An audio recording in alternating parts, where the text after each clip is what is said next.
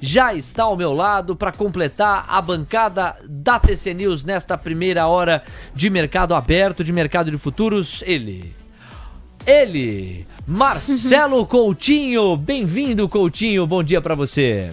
Bom dia, meu polenguinho. Polenguinho? Não, putz a vida, aí não, hein? Ô, Leozinho, como diria Silvio Luiz, o que eu vou dizer lá em casa, meu? Polenguinho, aí tu me quebra... Bom dia, meu polenguinho. As pernas, os braços. Corta só pra ele, vai, eu vou tomar uma água. Pai amado. Ai, bom dia, pessoal. Bom dia. Mas é pena, lindinha, tem que dar um impacto, né, nessa manhã de terça-feira. Esse impacto tá custando caro. Bom dia, meu polenguinho. Bom dia, minha querida Camila. Bom dia, meu bíceps dourado. Bom dia a todos. I love you. Bom dia a todos. Põe minha tela aí, lindinho, ó. Vamos pagar o dólar e o índice aqui pro pessoal pra ver o que vai acontecer no dia de hoje. Bom dia. Olha lá o chat. Lindão, olha só. O que a gente tem no dia de hoje? Ler o chat agora, vai. No dia de hoje a gente tem o seguinte, pessoal. A gente tem ontem, nós cantamos 1,31,645. Então, a priori, tudo sob controle, deixa o mercado descer.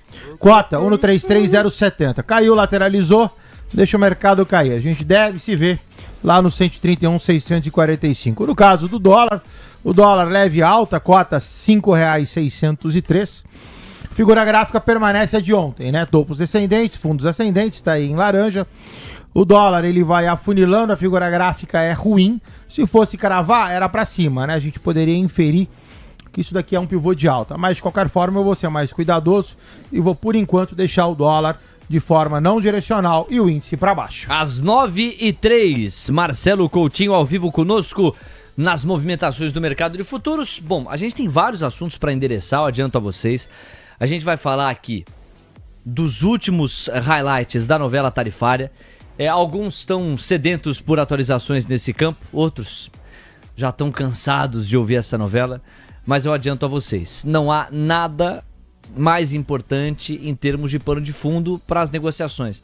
Léo, mas tem muito papel barato, a gente pode falar desses papéis? Claro que pode falar desses papéis, falaremos de vários papéis, mas é o pano de fundo que determina se eles vão ficar ainda mais baratos do que já estão, na opinião de muitos. E o pano de fundo não tem jeito, é esse. É o que o noticiário nos impõe, TC News que somos. Precisamos olhar para isso. A gente separou uma bateria de manchetes que vai deixar todo mundo na mesma página para você no fim do dia fazer o que se espera de um operador de mercado. Traçar cenários, desenhar cenários, atribuir a esses cenários probabilidades e a partir dessas probabilidades alocar o seu capital, trabalhar a sua alocação. Só que agora a gente faz uma claquete aqui, um rápido corte para os Estados Unidos. O Coutinho me adiantou, quando ele ainda não tinha me chamado de polenguinho, putz a vida, às 9h04, ele me adiantou aqui no privado que o DXY estava chegando a uma resistência relevante, me parece, né? Vamos recolocar aqui o DXY no gráfico. É impressionante, o Fábio Fares, amanhã tá com a gente o Fábio, quando o DXY estava nesse último fundo, qual que era a pontuação? 96.500, né, Coutinho? Aqui, por aí. 9637. 9637, é isso? Isso. 96.300 e pouco. O Fábio participa com a gente dias depois e ele diz assim: Léo, me parece que o DXY fez um fundo nesse patamar dos 93.600. E na hora a gente cruzou com o teu racional e você confirmou, falou sim, em princípio é isso mesmo. Bom, dito e feito, subiu, lateralizou, teve uma correção, reversão e nós já estamos furando uma resistência agora com 99,13, é isso, Coutinho? Isso, 99,013. Essa figura é o primeiro pivô de alta, ou seja, depois de uma baixa dentro de um canal, você faz a primeira figura de reversão. Acima de 98,95 confirma, cota 99,00 agora. Então, a priori, esse cara é sim o primeiro pivô de alta, a primeira figura de reversão. E aí, se efetivar, ou seja, a gente for lá para 100,540, 100,54, se confirma a primeira figura de alta. Aí o Fábio realmente acertou. O DXY fez o primeiro fundo. Aí a gente vai fazer aqui, o passeio pelas negociações americanas mais completa. Quando você pega lá DXY para além VIX e os yields de 2 e 10 anos, você repara que nós estamos num cenário em que a moeda americana segue se fortalecendo com o gancho de um vencedor Trump nos acordos comerciais, em especial o acordo comercial com a União Europeia. DXY subindo mais 0,32% agora. O VIX está caindo 2,13%. Olha, quantas vezes a gente não falou aqui, ó, atenção, esse VIX tá para perder os 15, o VIX perdeu os 15. Se você pegar o posicionamento do varejo, em termos de indústria, você tem pouca alocação frente ao que já se viu nos Estados Unidos, pensando em renda variável. Agora, se você pegar o varejo, se você pegar o investidor americano, pessoa física, e o que esse investidor tem feito desde o começo desse ano, especialmente pós-tarifaço anunciado pelo Trump no dia da libertação em abril, é coisa de louco! É coisa de louco! E eu tava lendo ontem uma matéria, segundo a qual o nível de alavancagem do investidor pessoa física tá em patamar recorde lá nos Estados Unidos. É o investidor individual que, diante do otimismo relacionado à resposta dos ativos financeiros americanos, tem exemplo, $1.000 para tradear, pega 10 mil e consegue margem para isso. Ou tem 10 mil dólares, pega 100 mil, se alavanca, vai para cima. E isso vai girando um volume de negociação que não é pequeno e vai gerando uma espiral de valorização que, ao mesmo tempo que é entusiasmante, também pode ser preocupante. Nós não estamos na fase do preocupante, nós só estamos na fase do entusiasmante. A fase do preocupante está distante, a fase do preocupante. É só o entusiasmante que está vindo na frente. Estou trazendo todo esse contexto para Camila partir para S&P, para Nasdaq, para Russell 2000, para Dow Jones. Fotografias de alta que seguem acontecendo no pré-mercado americano, sustentando patamares próximos às máximas históricas. E com esse gancho, o Coutinho depois fala do VIX e fala dos próprios índices em si. É você, Cá, à vontade. O S&P está com alta de 0,26% no mercado futuro aos 6.406 pontos. Dow Jones sobe 0,15% aos 44.903 pontos. E Nasdaq 100 está subindo 0,50% aos 23.473 pontos. O Russell 2000 futuro avança 0,56% aos 2.269 pontos. Léo. 9h08. Agradecer os mais de 1.000 likes. Estamos chegando aos primeiros 1.100. Pro Rodrigo M, pro Pastor Alemão, pra Chloe Costa. Quem mais, O Rodrigo M, o Meirense, o Celso Jesus. A Chloe aqui, Eu sempre dou o like quando algo que é dito me acrescenta algo. É imbatível, vocês sempre ganham. Parabéns a todos os envolvidos. Obrigado, Chloe! Tamo junto. Quem mais, O Arrojado está na área. A Helenita Santos. Também o Cristiano DRX. Valeu, Cris. O Steven X Corp. O Rodrigo Milan. O Ale Mendes. O Gabriel... O Gabriel Pasquale, o Ale Mendes, trader polenguinho. O Sérgio Lima tá aqui. Também o PR Godoy, o Iago Ribeiro, o Flashbull Scalper, o Gato Félix. Deixa cair. Ele tá, daqui a pouquinho a gente enfatiza mais, né, o comportamento do índice. A gente tá vendo 0,19% de alta, são 133.290 pontos. E se você pegar o dólar, 0-0, não parece haver direção clara como a abertura chegou a sugerir. O Ricardo Porto tá na área, o Henrique Vicente... Rapaz, pintou um perfil aqui que é o outro Fernando Combi. Tinha o Fernando Combi. Agora tem o outro Fernando Combi. O que teria acontecido com o perfil original do Fernando Combi? O Fernando. Quem mais? O Léo Yamazaki e o Rodrigo Spin.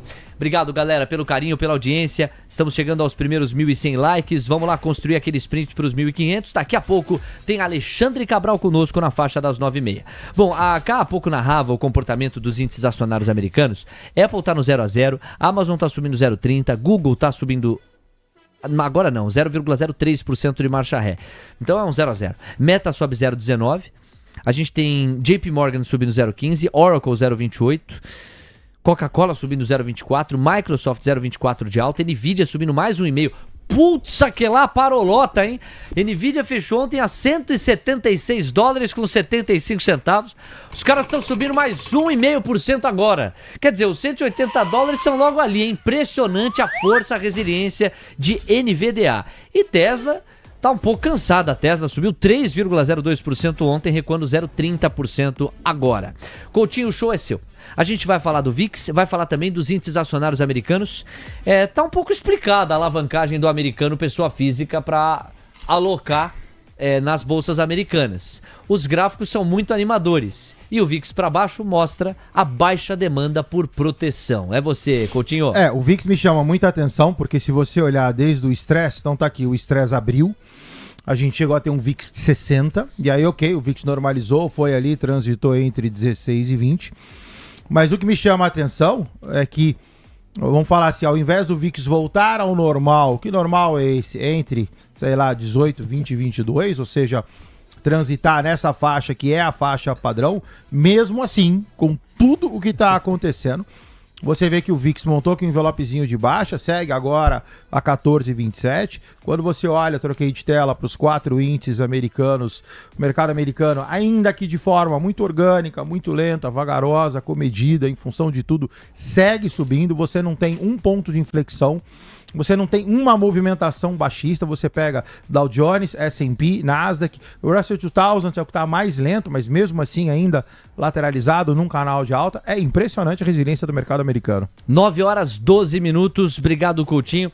Bom, direto e reto então, para dólar e índice, porque aqui ó, a gente tem um pouquinho mais de forma na curva de juros, são 2 pontos base e meio a menos nos pedidos de prêmio.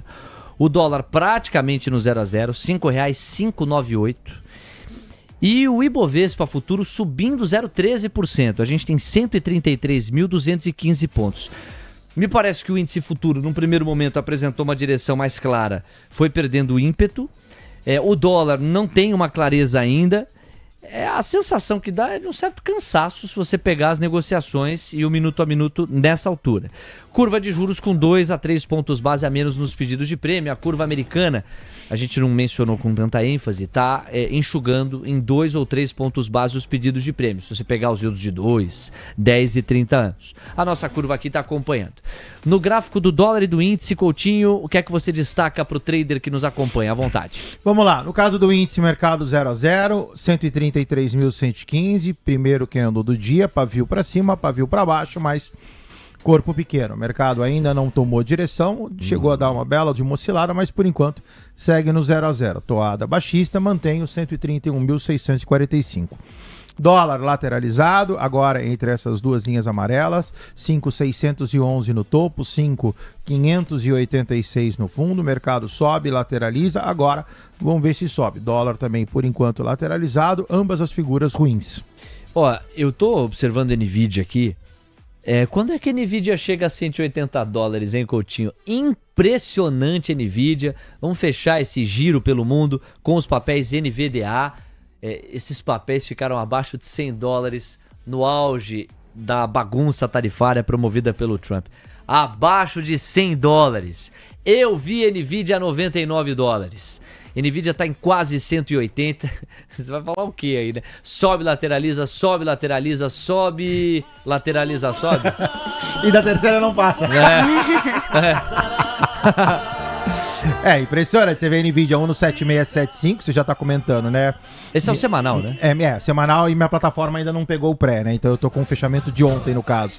Você tá falando de 180, então a gente já tá praticamente acima da terceira linha. O objetivo permanece 193 dólares, sobe como se não houvesse amanhã. Você falou de Nvidia a 90. Nvidia, na verdade, bateu 86 dólares e 60. Putz, que lá parou lá. Aí essa é a hora que o trader...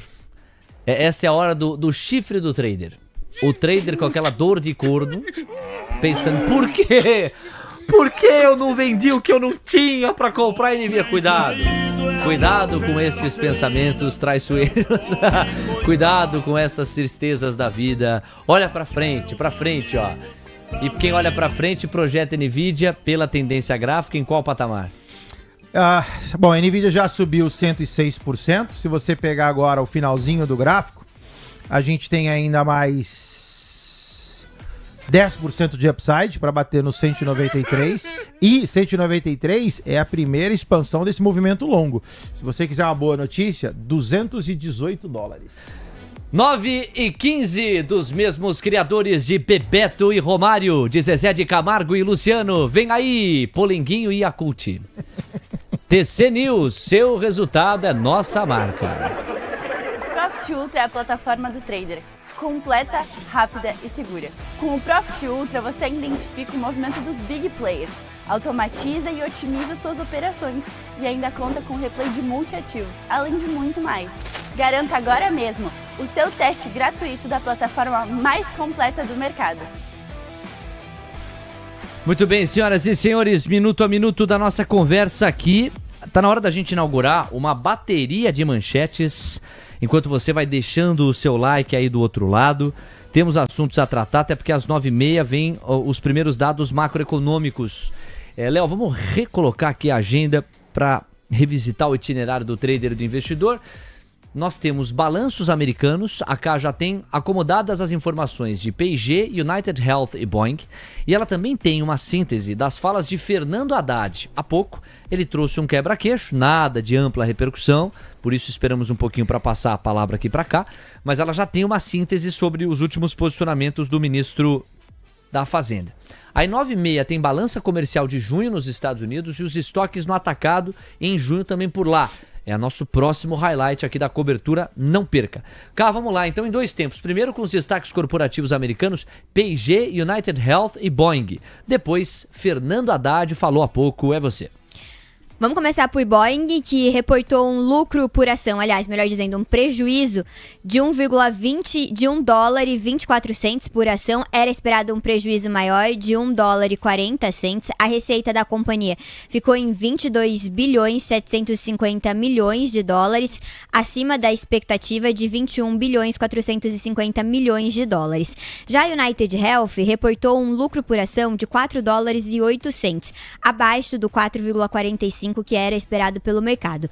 Já a receita da companhia ficou em 111,620 bilhões, acima da expectativa de 111,590 bilhões.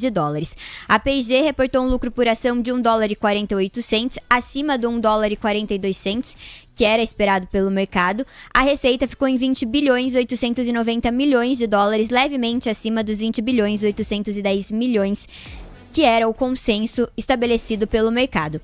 Indo agora para a variação dessas empresas, Boeing, nesse momento, sobe 1,22% aos $239. United Health caiu 1,67% no pré-mercado americano aos $278. E P&G, alta de 0,92% aos $158 no pré-mercado americano.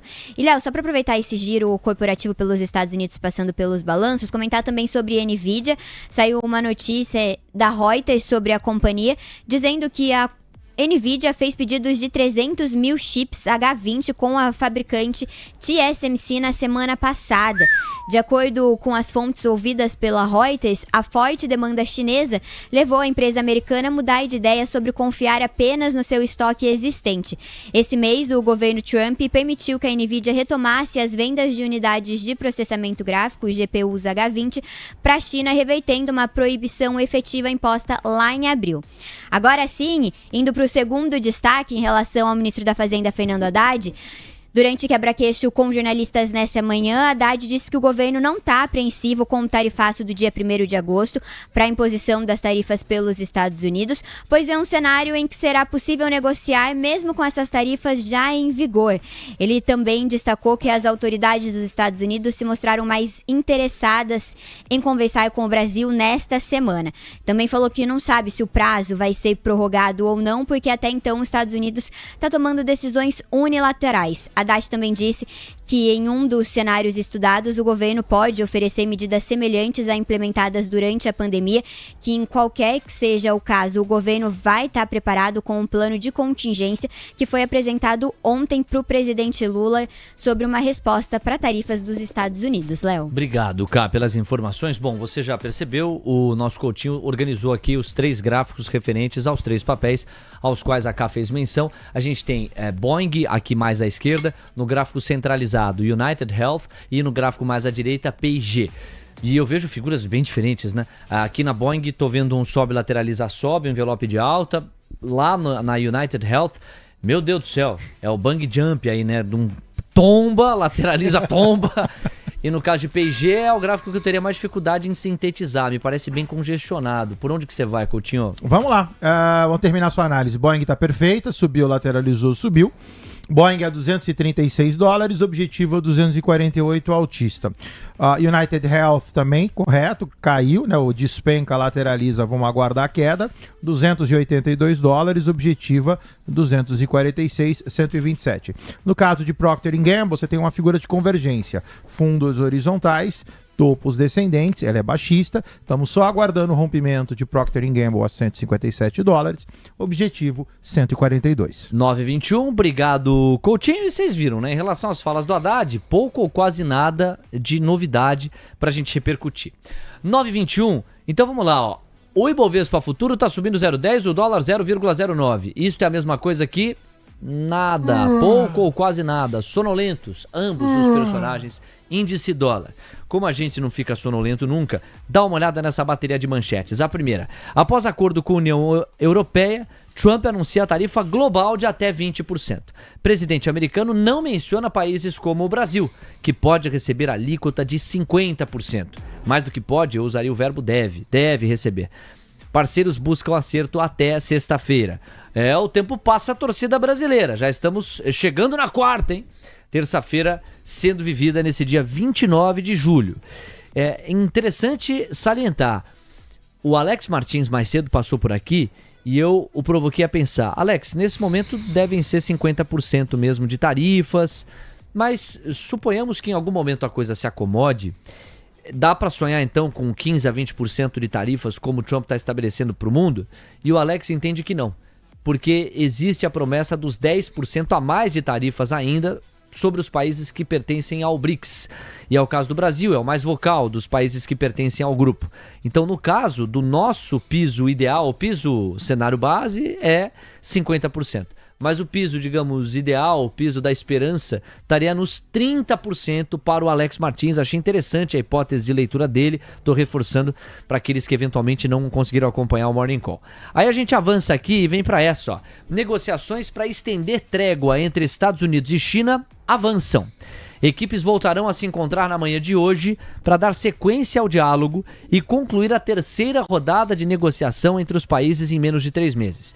E a AK mencionou como um dos aspectos da nossa agenda exatamente esse encontro entre as delegações.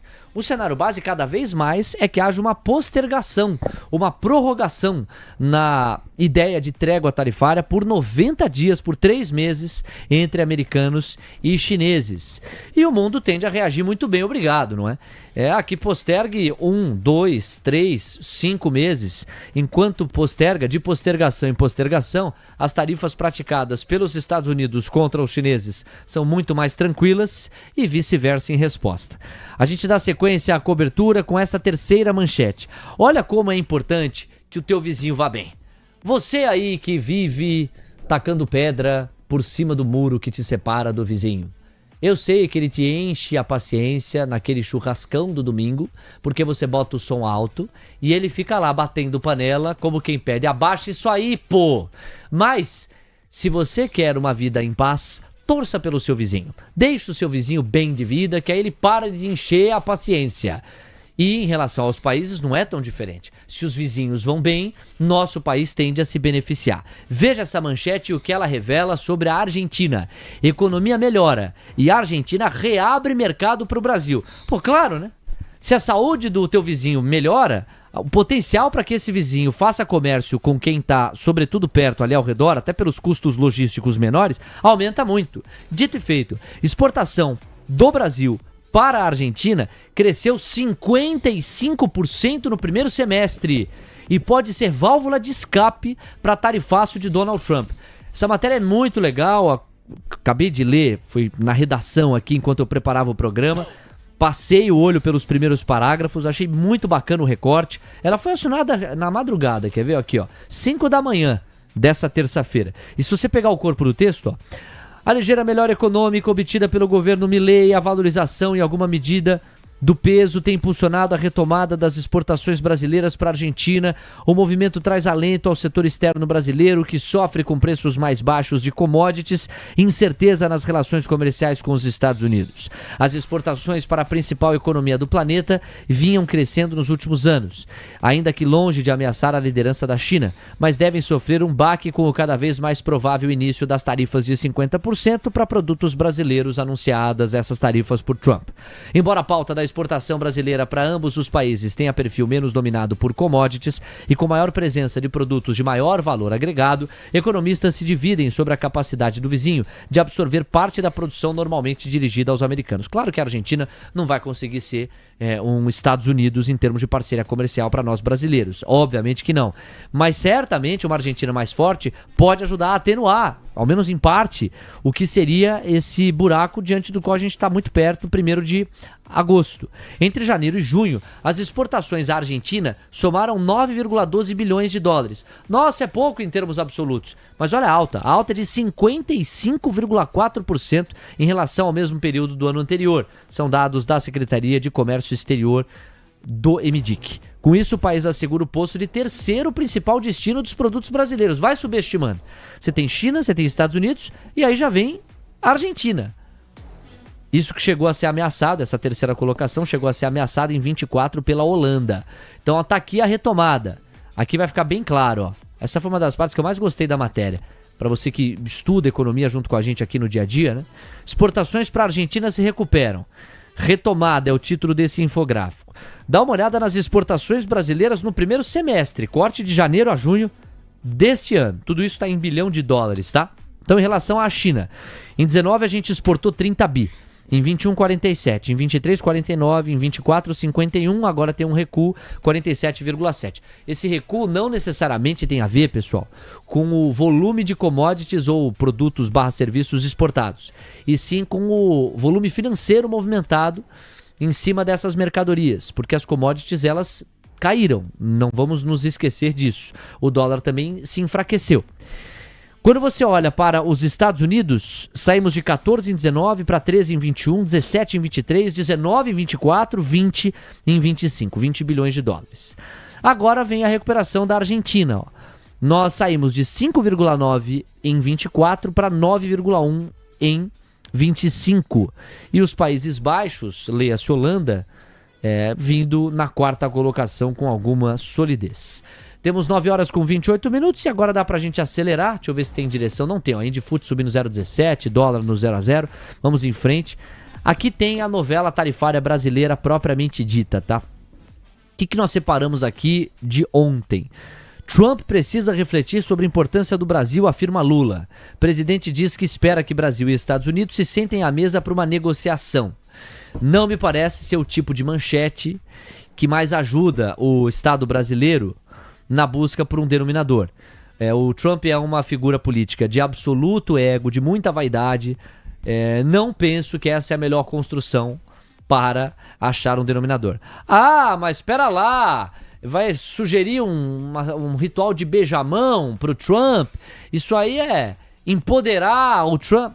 Olha, sejamos pragmáticos. O cara é o presidente dos Estados Unidos. Ele coloca o problema que ele quiser colocar contra qualquer economia global.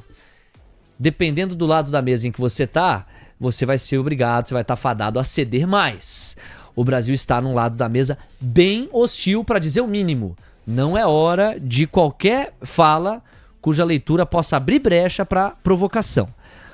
Bom, existia uma possibilidade de o Lula ligar para o Trump. Essa possibilidade se esvaiu. Há poucos dias do tarifaço, Lula não pretende ligar para o presidente americano. Essa é uma manchete que politicamente é fácil de compreender. Lula não quer uma contra-manchete, do tipo, na tentativa de contato com Trump, Lula não encontra nada. Ou, telefone dá ocupado e Lula não consegue contato com o Trump. Obviamente seria uma notícia muito explorada pela oposição e uma manchete negativa que Lula não quer ter para si. Então aqui fica mais fácil de entender politicamente porque a opção de não ligar.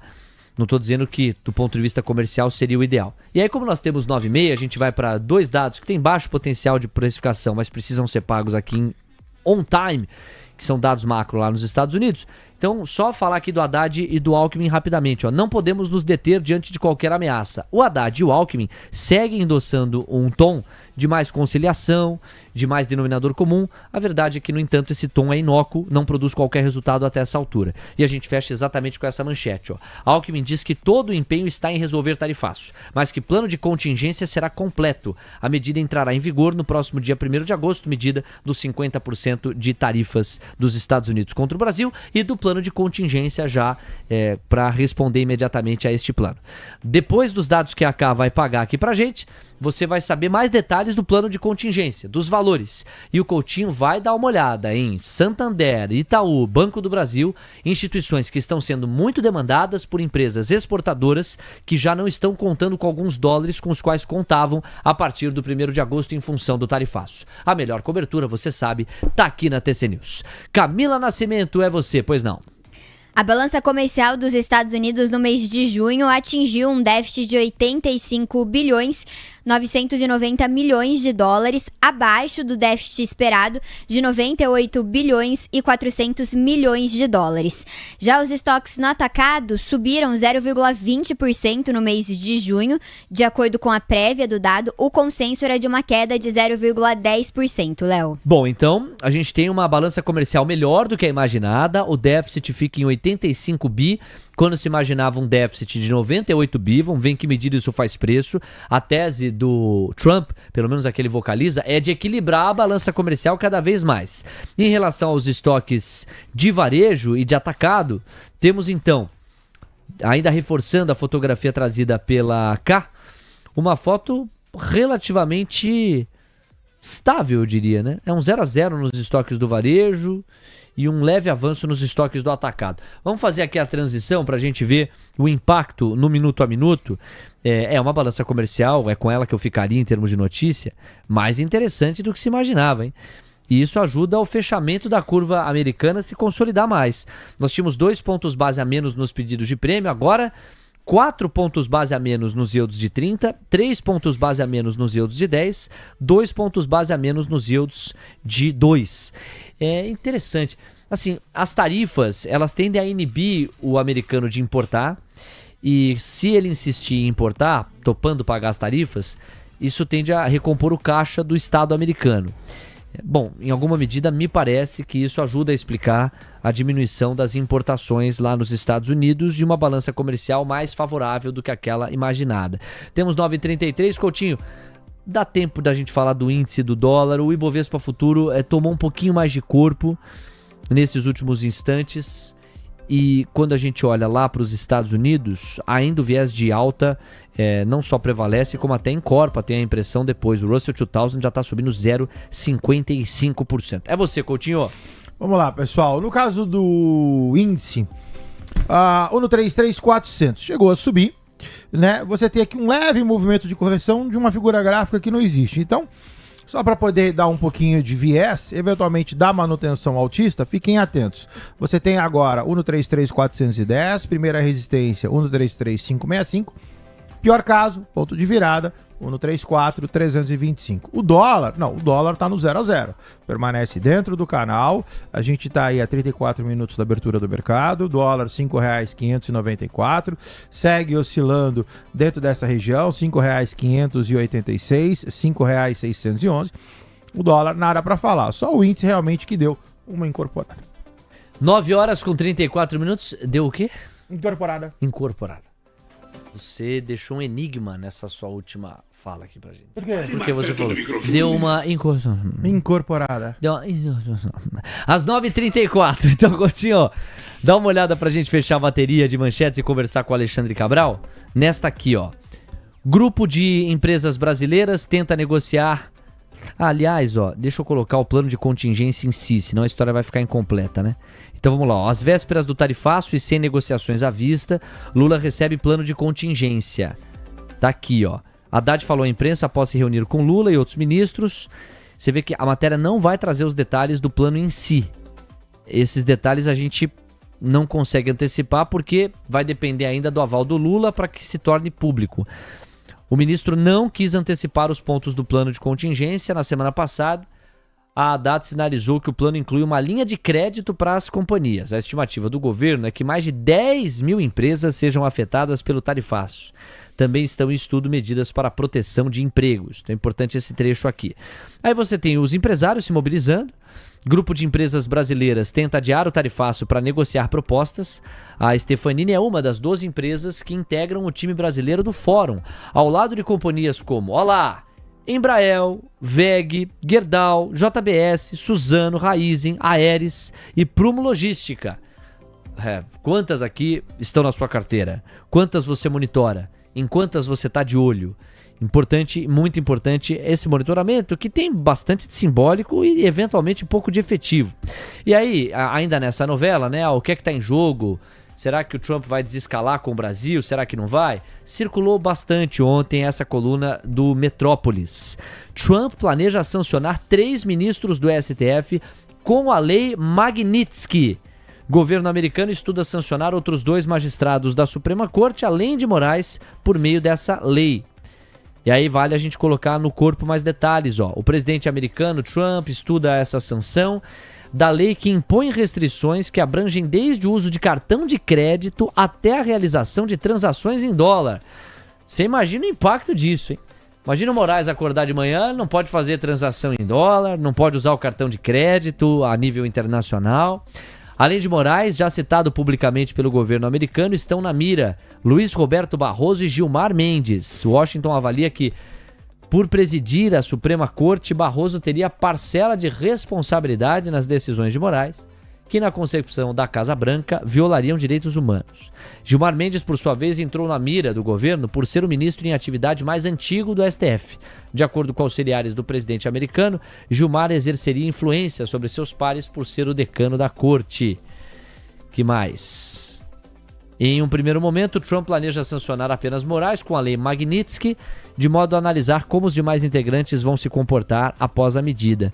Coluna que repercutiu muito e que fala de escalada. Essa é uma coluna que tende a afugentar risco, tá? Essa é uma manchete que tende a afugentar risco, porque mostra escalada e não descompressão na balança de riscos Brasil e Estados Unidos. São 9h37. Meu amigo Alexandre Cabral, bem-vindo. Bom dia pra você.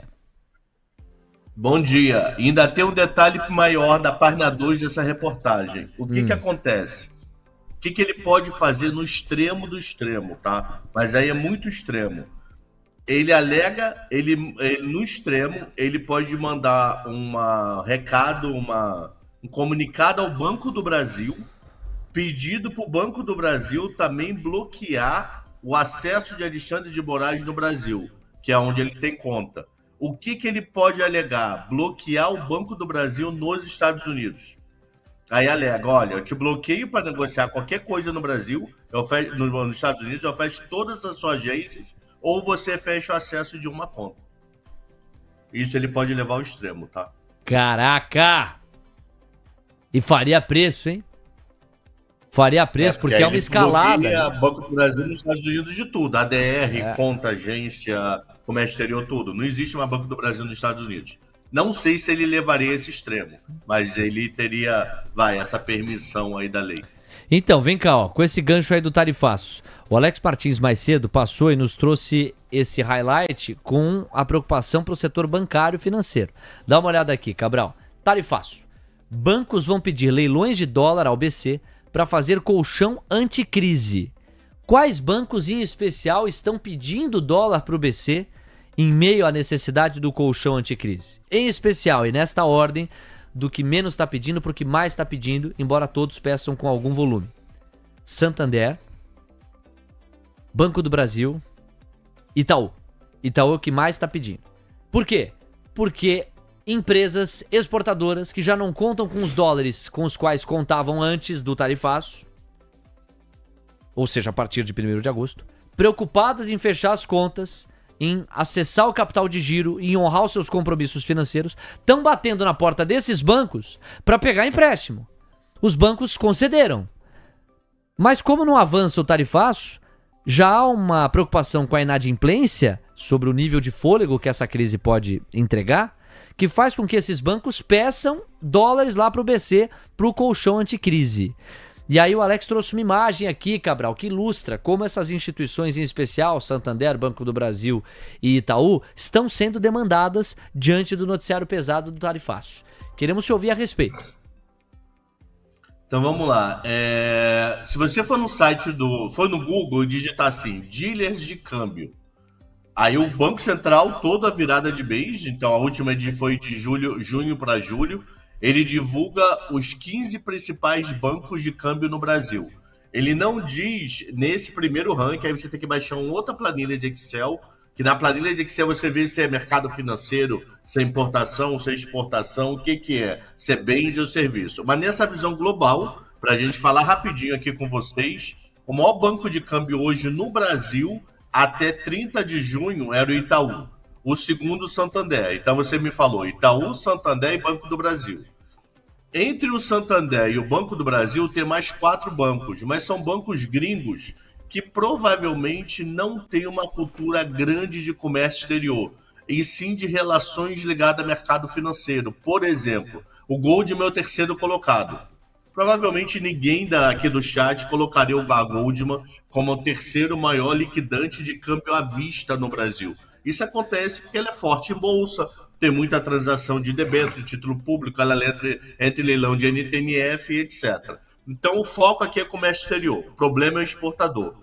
O que acontece? Existe um negócio muito no mercado chamado ACC e NDF. Deixa eu dar uma explicação rápida, que eu não sei se o Alex chegou a explicar. Não. Ou, como diz Medina, audiência rotativa. O que acontece com o NDF? NDF é o seguinte, chega lá o Coutinho, ele quer importar, sei lá, 10 milhões de caneta dessa para vender aqui no Brasil. Eu vou chegar no exportador já. Ele quer importar esses 10 milhões e combinou com o chinês o seguinte, olha, daqui a um mês você me entrega a caneta e eu te pago o equivalente a, sei lá, 10 milhões de dólares. Aí o Coutinho liga para o Itaú e fala, Itaú, parada é o seguinte, daqui a um mês eu vou precisar 10 milhões de dólares. Já vamos fechar um contrato hoje? Para daqui a um mês, quando o chinês me entregar a caneta, você me entrega o dólar. Então, dia 29 de agosto, você me entrega os dólares. Eu pago lá o chinês e está todo mundo feliz. Então, é um contrato a termo. Então, o que os bancos ficam administrando na sua parte de comércio exterior? Como é que está a procura do exportador, que vai trazer os dólares, e como é que está a procura do importador, que vai levar os dólares? E fica administrando caixa. Então, quando você olha para um caixa do Itaú de câmbio, ele não vê só o câmbio do dia 29 de julho. Ele vê qual é a previsão hoje para amanhã, qual é a previsão hoje para sexta, qual é a previsão hoje para outubro de contratos que ele já fechou com importadores e exportadores para isso casar. Fechamos ou não até agora tudo que eu estou falando? Ainda não acabou, mas ok ou não? Então, o que acontece? Tem uma mega planilha, mega sistema, sei lá, em todos esses bancos. O que está provavelmente preocupando esses bancos? O importador continua a vida normal. Está lá entrando em contato com o Itaú, com o Bradesco, com o Santander, com o Banco do Brasil, e falando, olha, daqui a 10 dias eu quero dólar, daqui a 20, daqui a 40, hoje, amanhã. E o exportador, que também tinha um fluxo normal, mesmo com essas sazonalidades, o Itaú sabe que agosto pode ser mais ou menos, setembro pode ser mais ou menos, esse exportador não está vindo com tanta frequência. Então, como ele não está vindo com tanta frequência, por 2 motivos, já teve coisa bloqueada, já tem papo que navio mudou rota para tentar chegar nos Estados Unidos até quinta para não pegar o tarifaço de sexta. Então, ao medo do exportador, ele não está ligando para o Itaú para fechar o câmbio, nem que seja à vista ou futuro, e principalmente futuro, já que ele não sabe o que vai acontecer a partir de sexta. Então, o que está acontecendo com a planilha lá do funcionário do Itaú? Está chegando para o diretor e está falando, ó, importador, vida normal. Então, a gente vai vender dólares para o Coutinho, a gente vai vender dólares para vários importadores. E o exportador, que nesse mês de agosto, de julho, que eu vou chutar o número, padrão vir 1 bi todo dia, está vindo 700 milhões, está vindo 600. Então, o nosso caixa vai começar a descasar. O exportador que alimentava o meu importador, ele não está vindo. E a expectativa futura de entrada de fluxo para agosto e setembro também não está tão animadora. Não vamos ter problema. Ou a gente usa o nosso estoque mais caro, preço maior, que o estoque vai ser menor, ou a gente liga para o Banco Central e conta a história. Provavelmente aconteceu a casa 2, devido que eu também li isso hoje de manhã e você agora na reportagem do tipo, o Banco Central, sabe aquilo tudo que vocês sabem de câmbio há anos? O exportador não está vindo por causa do medo do Trump. Não sabe se vai fechar ou não. E o importador está com vida normal. O importador nem precisa nem aumentar ou diminuir. Vida normal, padrão do mês. E esse descasamento vai faltar dinheiro novo. Então é isso que ele provavelmente... Desculpa o time, eu não parei, perdão. Então, esse fluxo que provavelmente não está acontecendo vai fazer com que o Banco Central, repare, ele vai fazer leilão de rolagem. Então, aqueles contratos que venceriam de câmbio, provavelmente não, o Banco Central vai deixar vencer, mas vai fazer um leilão para liquidar no mesmo dia. Então, é efeito zero. Eu compro e devolvo para o Banco Central, nem na prática sai do caixa dos bancos, tá? 9h45, Alexandre Cabral veio com a gente. Eu dei a margem, vai que. Ô professor, na prática, você vê pressão baixista em cima de Itaú, Santander e Banco do Brasil com esse gancho? Porque o Alex coloca como um dos riscos baixistas para quem está monitorando esses papéis. Não, eu acho que o Banco do Brasil, todo mundo só fala inadimplência do agro, né? Isso. Então, inadimplência do agro tá aumentando, não sei o que, tá piorando. Então, pode ser, até pode ser, assim, 1%, meio, mas não para cair 10, 15, 20%, que ao contrário, então tá até mais lucro, né? Porque o spread dele vai aumentar em relação à necessidade de câmbio.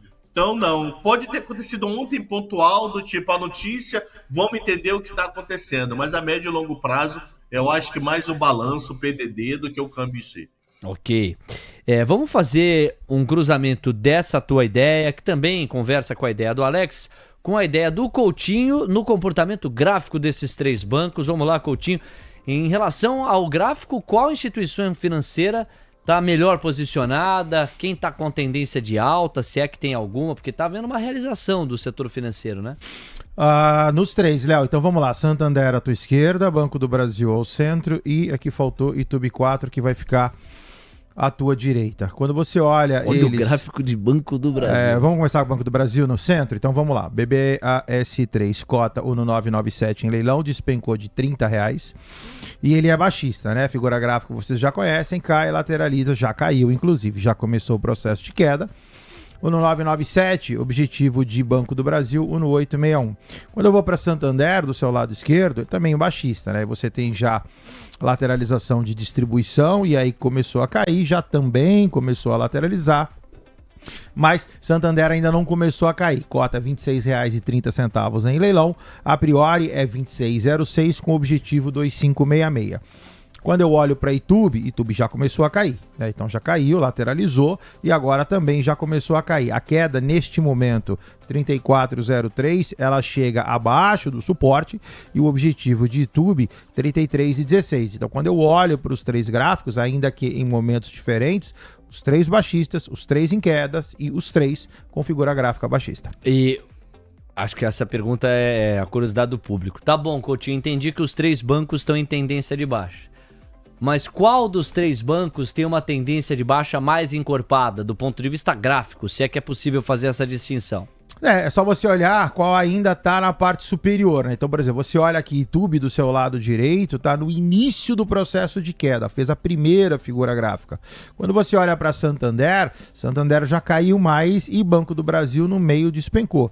Então, se eu tivesse que escolher um dos três, ou qual deles está mais atrasado, seria essa a pergunta? Itubi está mais atrasado, consequentemente, tem maior potencial de queda. Ou seja, a simetria de baixa está mais favorável no caso de Itaú. Boa, Coutinho. 9h49. Cabral, volto contigo, até porque o índice e o dólar estão numa sonolência, o Indifut está subindo 0,10 e o dólar 0,08. Você tem complemento, à vontade. Um detalhe, gringo não para tirando muito dinheiro da Bolsa em julho, e gringo comprou muito banco no primeiro semestre. Então, parte disso daí pode ser realização de gringo, que não obrigatoriamente é o câmbio do Trump, tá? Sim. Eu vou nos bastidores, eu vou mandar o contato de Vicente Zotti. Ele, semana passada, ele foi no meu 710, ele deu uma verdadeira aula do PDD de Banco do Brasil para o agro. Ele não é analista fundamentalista de analisar o valuation do Banco do Brasil, mas a parte do agro, que é fundamental para o Banco do Brasil, ele explica micro detalhes e é bem legal. Eu vou passar o contato deles para vocês. Fechado, nós vamos marcar então, tá combinado. Cabral, 9h50. Não, só um complemento, né? A gente já viu ciclos em que o gringo vem com tudo, preenche muito a prateleira dos bancos, ali a primeira prateleira, e aí depois que há um certo cansaço do segmento, você tem uma rotação, mas o dinheiro continua na bolsa. Não parece ser o fenômeno diante do qual a gente está. O que a gente está constatando em julho, dia sim, dia também, é que o gringo está vendendo e está saindo. Cerca de 5 bilhões já de venda acumulada no mês de julho. O Beida se debruça muito sobre esses dados de fluxo. Você pode imaginar, no Morning Call bateu muito nessa tecla. Cabral, seu cenário base, como o de todos os nossos contribuidores até aqui, é de que 1º de agosto implica 50% de tarifa dos Estados Unidos contra o Brasil. E quando, e se muito, as coisas se acomodarem, o Brasil pode sonhar com uma taxa de 30%, por exemplo? Então, eu jurava que ele ia dar um taco.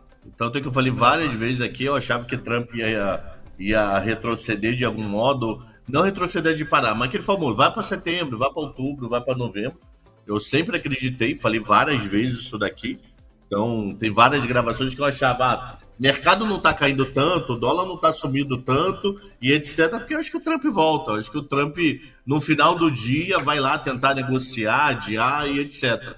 Não tá com cara mesmo, tá muito próximo, ele nem tem citado o Brasil direito. Já tá falando que outros países devem ficar com taxa entre 15 e 20. Aí a dúvida é se o Brasil vai ou não. Então eu acho que bate 50 e o que pode tentar ser feito, que eu acho que tem uma chance considerável, é alguns setores terem exceção. Chegar pro Trump e falar, sem suco de laranja, você vai arrebentar um pedaço grande da indústria. Sem hambúrguer, você vai arrebentar. Então dá a exceção para 3 aí, e o resto mete 50 e depois negocia. Então eu acho que isso pode até acontecer, não sei se dá tempo para sexta, mas eu acho que isso pode acontecer. Eu li na imprensa, achei argumentos bem interessantes sobre isso, tá? No final do dia, a gente ficar 15 com 20, eu acho que até pode. Eu acho que até se entrar em acordo aí em terras raras, que Trump está tanto desejando disso do mundo. Quem tem isso no mundo, ele está fazendo uma pressão um pouco maior, como foi China, agora Brasil. Não duvido que faça isso no Chile aí nos próximos dias. Eu acho que tem uma chance da gente pegar 15 com 20, desde que a gente ceda um pouco de terras raras. Como fazer isso na prática, eu não sei dizer. Mas eu acho que tem chance, sim, até ficar um padrão mundial. Então, justamente foi o padrão mundial que eu tomei por base para perguntar pro Alex mais cedo aqui se era factível sonhar com esses 20%, que agora já são luxo, perto dos 50% que estão na iminência de serem impostos. Mas o Alex falou, não, mas não esqueça que os países do BRICS têm um adicional de 10%. Então, no sonho do Alex, é 30% de piso, não 20%. Tem essa camada também, né, professor? Eu não sabia desse do BRICS, estou sabendo agora aqui com você. Então, ok, considerando o BRICS, 10 mais 20, há uma chance para mim considerável. 25, por aí. Ele falou faz um tempo já, né? O Trump trouxe essa declaração faz um tempo para países do BRICS. Tarifas no radar, falando nelas. Tarifas no radar, Camila Nascimento. Secretário de Comércio dos Estados Unidos, Howard Lutnick, está dando uma entrevista e ele disse que vai haver uma tarifa enorme se os produtos farmacêuticos não forem fabricados nos Estados Unidos. Ele também comentou que Trump vai anunciar uma política farmacêutica nas próximas 2 semanas e que superávites comerciais significam que a América foi vendida. O secretário do Comércio dos Estados Unidos também disse que o acordo com a União Europeia foi uma aula magistral de Donald Trump, mas destacando a informação principal dessa entrevista, Lutnick afirmando que vai haver uma tarifa enorme se os produtos farmacêuticos não forem fabricados nos Estados Unidos, Léo. Então, aí tem um gancho legal pra gente endereçar, que é o seguinte. Uma coisa é você ir pra mesa de negociação estando confiante. Outra coisa é você ir pra uma mesa de negociação tendo amargado algumas derrotas. Mas a terceira coisa é você sentar na mesa de negociação tendo por todos os ângulos praticamente a sensação de vitória e a vitória concreta nas mãos. Eu convido você a pensar em qual dos 3 cenários nós estamos na hora de falar agora de política econômica /tarifária de Donald Trump. Porque se o Trump sentasse para negociar em maio, ele teria contra si um mau humor, uma percepção de bagunça, de ida e vinda. E agora o Trump, Alexandre Cabral, tem o acordo com o Japão que lhe é muito favorável, o acordo com a União Europeia que lhe é muito favorável, acordo com países do Sudeste Asiático que também lhe são muito favoráveis. Por qualquer ângulo que a gente olha, as tarifas estão aí, ele aumenta a arrecadação em cima delas, desincentiva a busca por produtos que não americanos por parte do seu cidadão, é o que ele vocalizou desde a campanha. conseguiu a abertura dos mercados desses outros países para mais produtos e serviços americanos do que esses mercados já vinham apresentando. E nós tivemos algum sintoma disso na balança comercial, cujo déficit foi de 85 bilhões, quando se imaginava um déficit rondando 100. Nós perguntamos em cima desse gancho o que o nosso público pensava sobre Trump em meio à guerra tarifária que ele mesmo inaugurou. 50% dizem que Trump é vencedor. 20% acham que é mais ou menos. 13% acham que ele é um perdedor. E 16% preferem esperar. Mas você já tem, agora mais, 51%, mais da metade do público entendendo que sim, ele é o vencedor até essa altura e deve vencer mais nos acordos comerciais que vai colocar. E eu tô pegando carona em cima dessa informação que a Camila trouxe, porque me parece que se o Trump em algum momento ameaçou revisitar a tese do tarifaço, agora ele tem tudo para dobrar ou triplicar a aposta. Tá empoderado o Trump, não tá não, Cabral? Tá, só um detalhe, eu ainda quero ver caneta de todos ser assinado, né? Porque de vez em quando ele fala, vem um primeiro-ministro de uma Filipinas e fala, não assinei nada, não. Aí o Japão confirma e você vai ver, não assinei nada. Então ainda quero ver isso aqui na prática, para ver se esses acordos que ele está falando que está fechando com o mundo acontece. Considerando que acontece a maioria deles, de machucada ele está saindo vencedor, mas de uma forma machucada. Acho que ele poderia ter negociado isso com menos de emoção, teria custado menos, pelo menos, para a curva de juros americana, por exemplo. Depois podemos até falar do leilão de 2 anos de ontem, Bora. que é o leilão final da taxa do Fed, tá? Então, no net ele é vencedor? Sim, no net ele é vencedor. Mas poderia ter sido menos traumático. Aí podem me alegar, mas se ele não fosse tão radical assim, ele não teria conseguido nada. Eu acho que tem formas de negociar e formas de negociar com países. Né? 9h57. Vamos pegar a carona? Falar do leilão de 2 anos, de 5 anos. Hoje tem leilão de 7 anos. E para você, o que é que tá em jogo? Então, o leilão de 2 anos ontem, se você pegar, ele teve uma taxa levemente alta, levemente não, considerável alta em relação a junho. No leilão de junho, a taxa saiu a 3,79, considerando 2 dígitos para facilitar, e a de agora 3,92. Mas ele está abaixo da média da era Trump. A média da era Trump é 3,97. O que é a era Trump? Do dia 27 de janeiro para cá, porque ele assumiu dia 20, só que dia 20 foi feriado nos Estados Unidos, não teve nenhum leilão. A partir de 21 de janeiro para cá, 2 anos, o leilão foi dia 27. Então, do dia 27 de janeiro para cá, nós tivemos, ele está abaixo da média, um volume. Curiosamente, no leilão de 2 anos, gringo tem comprado cada vez menos. Ele chegou a comprar no leilão de fevereiro 86% de tudo que foi vendido naquele leilão e agora comprou 55%. Então, quer dizer, o mercado local está confiando mais na expectativa de juros do que o gringo. Ou pode ser até um boicote do tipo, não vou comprar título por agora, porque eu não quero comprar Estados Unidos, eu vou trocar por outras moedas, por ouro e etc. Então, no geral, comparando com a média, é um bom leilão, o leilão de ontem, tá? Com uma taxa em queda, mas demonstrando que o Banco Central americano deve demorar mais no processo inteiro de queda de juros. Não olhando só agora para a reunião de hoje, amanhã, de julho, olhando para o processo inteiro, que é aproximadamente 2 anos. O mercado em junho achava que o Banco Central ia chegar no juro mais baixo, mais rápido do que está agora, mas bem próximo, um pouquinho abaixo da média da era Trump. Então, quer dizer o seguinte, o mercado pediu prêmio ao Fed durante o ano, o mercado pedindo prêmio ao Fed comparado com o ano passado em relação à dúvida das medidas, tá? 9h59, Alexandre Cabral ao vivo com a gente. Cabral, é importante te ouvir sobre essa pergunta estrutural, é um pano de fundo relevante. O DXY só caiu desde que Trump começou a trabalhar na Casa Branca. Interessa muito a ele um dólar a nível global mais fraco. Só que nos últimos 2 dias não tem sido assim. O dólar recuperou boa parte do terreno, abandonou os quase 96 e pouquinho para a boca dos 99 pontos. Te parece só uma lombada e a trajetória continua sendo de um dólar a nível global mais fraco? Ou você vê uma reversão na narrativa e na possibilidade daqui para frente? Então, se você considerar que todos os acordos foram feitos, que o grosso dos acordos foram feitos, né? Se sair nas próximas horas, dias, Canadá, que é um parceiro muito importante, que ontem mesmo deu a entender que está avançado, mas não tem nada fechado. União Europeia, vamos lá, México, Canadá, União Europeia, China adiado, mas mega amigável. Tem uma outra frase solta, mas nos bastidores, dando a entender que está andando. Você tem uma parte considerável da dependência da economia americana, já nos níveis, entendemos o que vai acontecer. Aí chega para o Fed a história. Fed, história é o seguinte, União Europeia, acordo fechado, então agora é só esperar um mês e pouco para ver como vai balançar a roseira.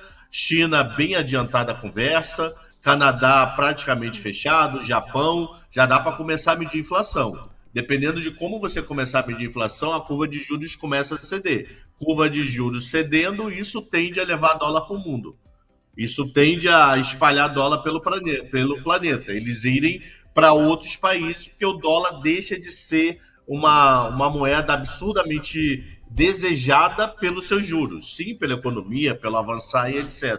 Isso pode, aos poucos, enfraquecer o dólar. Quer dizer que um ou outro dia vai afetar? Para o Trump, eu deveria falar com o Coutinho, ó, o DXY que você tem que ver do Trump é o mensal, é o anual, e não o diário. O diário pode ter as seus voos de galinha para cima ou ao contrário no decorrer do dia, mas a tendência, sim, é o dólar perder força, já que ele tende a se espalhar pelo mundo. Grande Alexandre Cabral. Bom, a gente precisa partir para o mercado à vista, só dividir duas imagens aqui com o público. No sábado, Coutinho e eu estivemos na XP Expert, olha lá, o Cabral já sabe, na XP Expert, em função de um desafio muito legal, num painel que a gente ia comandar com a CME Group, envolvendo também o Pablo Spire. Vai, Torinho! Ele tava lá. E aí tá a divulgação, ó, do painel em si. Foi às 11h30 desse último sábado. Foi muito legal. Agradecer o carinho das pessoas, né, Coutinho? Muita gente ali, trocando ideia com a gente, dizendo o acompanhamento do nosso trabalho aqui na TC News. E o painel em si foi muito bacana mesmo.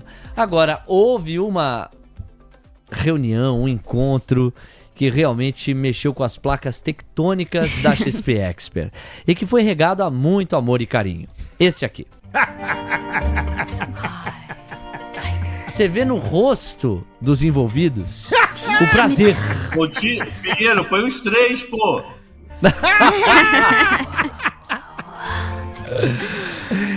Põe eu e Coutinho de cada lado e a foto do meio, mano. Agora põe a foto do meio. É Lego, Leandrinho, é Lego, é fácil. Não sabe fazer isso, né? Não sabe fazer. Ai, que saudade do Andrezão. Cadê Andrezão? Cadê Andrezão? Já tinha botado a foto aqui no meio de nós dois. Eu tive a ordem, eu do lado de lá. Cadê Andrezão? Bom, vocês querem então fazer o coraçãozinho pra gente se despedir? Quer fazer o coraçãozinho, lindinho? Como é que faz aqui agora? Eu não sei lá da câmera. É isso aí? É, sim, lá na câmera. Só vai. Coisa linda, fofos, fofos. Lindinho. Já quer. Valeu, Cabral. Ciúmes. Não, eu te falei. Se você não tivesse, se eu não tivesse ido no sábado, você tivesse ido na Expert e não tivesse vindo me ver, você não teria nem feito programa hoje, lindinho. Zé da manga. Bomba! Muito bem, Cabral. Cabral, você pode até ter a simpatia, o carinho do Coutinho, mas você nunca será polenguinho. E depois eu te conto. 10h04. Tchau, Cabral. Até a próxima. Bomba! Bomba. Bomba. Até hoje 5h30 com Medina. Tchau. Ou até 9h30 aqui na quinta-feira. Valeu. Valeu. Esse é o Alexandre Cabral. 10h04. Se liga aí nos destaques do mercado à vista a partir de agora. Telefônica Brasil, dona da Vivo, registra alta de 10% no lucro do segundo trimestre. Analistas esperavam em média um lucro líquido de 1,370 bilhões para a empresa de telecomunicações no período. XP eleva a participação na Pets. A quantidade adquirida é equivalente a 10,85% do total de ações ordinárias da companhia. A ANEEL manda operadoras de energia se prepararem para a emergência climática. O objetivo é mobilizar a infraestrutura e evitar eventuais interrupções no fornecimento de energia. Auren, diretor responsável pela vice-presidência de clientes e comercialização, renuncia ao posto. A renúncia apresentada terá efeitos a partir do dia 7 de agosto. Essas, outras, todas, na cobertura do mercado à vista na TC News, que já está começando.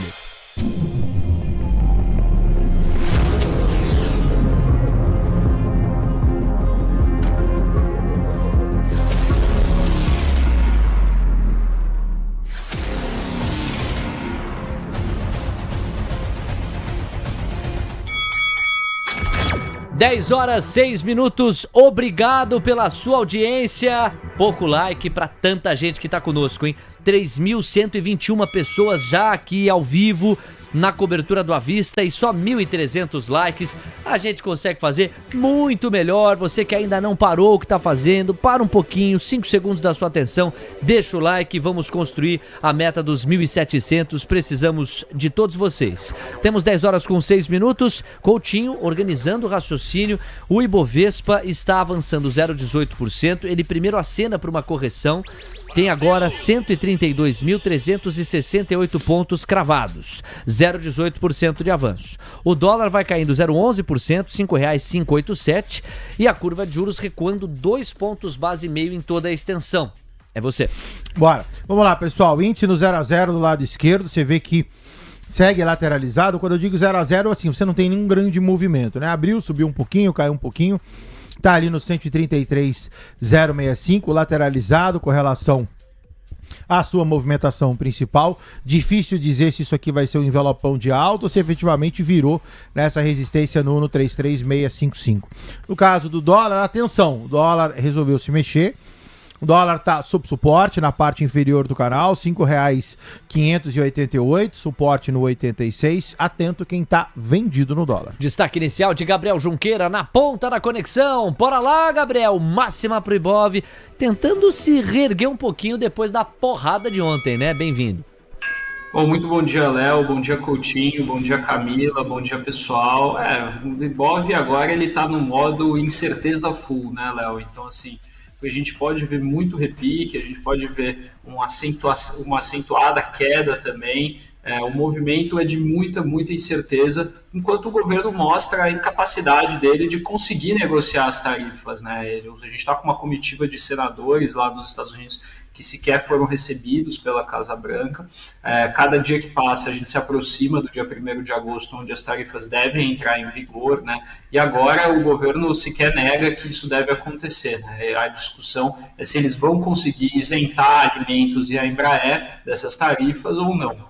E aí a situação fica cada vez mais complicada, ao passo que a gente vê essa incapacidade diplomática do Brasil, o que traz um fluxo bastante negativo para a nossa bolsa, numa semana importante, né?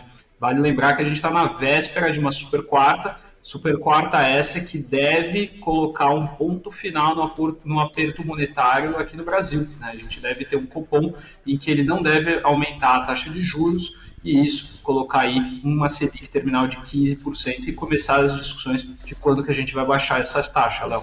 10 horas, 8 minutos. Ainda hoje, Gabriel Junqueira traz o seu olhar sobre SLC Agrícola, inspirado por um relatório do Santander. Tem os resultados de VI23, o relatório do BTG sobre Raizen e ainda no momento CME, o resultado de RCL e Spot. Sempre de olho naquilo que não é mainstream, o Gabriel Junqueira encorpando a nossa cobertura. É uma alegria tê-lo conosco, Gabriel. Temos 10 horas com 9 minutos. Bom, sem mais delongas, cá, vamos trabalhar com o resultado de Vivo. Ontem divulgou os seus números e avançou no lucro, 10% de ganho. Vamos lá nesta ligação que queremos não seja cobrado, o contrário, a não ser que estejamos vendidos no papel, né? Vai lá, Kai, é com você. Vamos então para os números de Vivo. A Telefônica Brasil, dona da Vivo, registrou um lucro líquido de R$1.340 bilhões no segundo trimestre, um crescimento de 10% em comparação com o mesmo período do ano passado, segundo o relatório divulgado na última segunda-feira.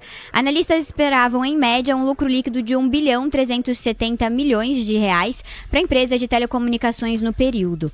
O lucro antes de juros, impostos e depreciação e amortização, o EBITDA da Telefônica Brasil, controlada pela espanhola Telefônica, totalizou 5 bilhões 930 milhões de reais nos meses de abril a junho, um avanço de 8,8% na base anual e praticamente em linha com as expectativas de analistas de 5 bilhões 920 milhões de reais, de acordo com o consenso.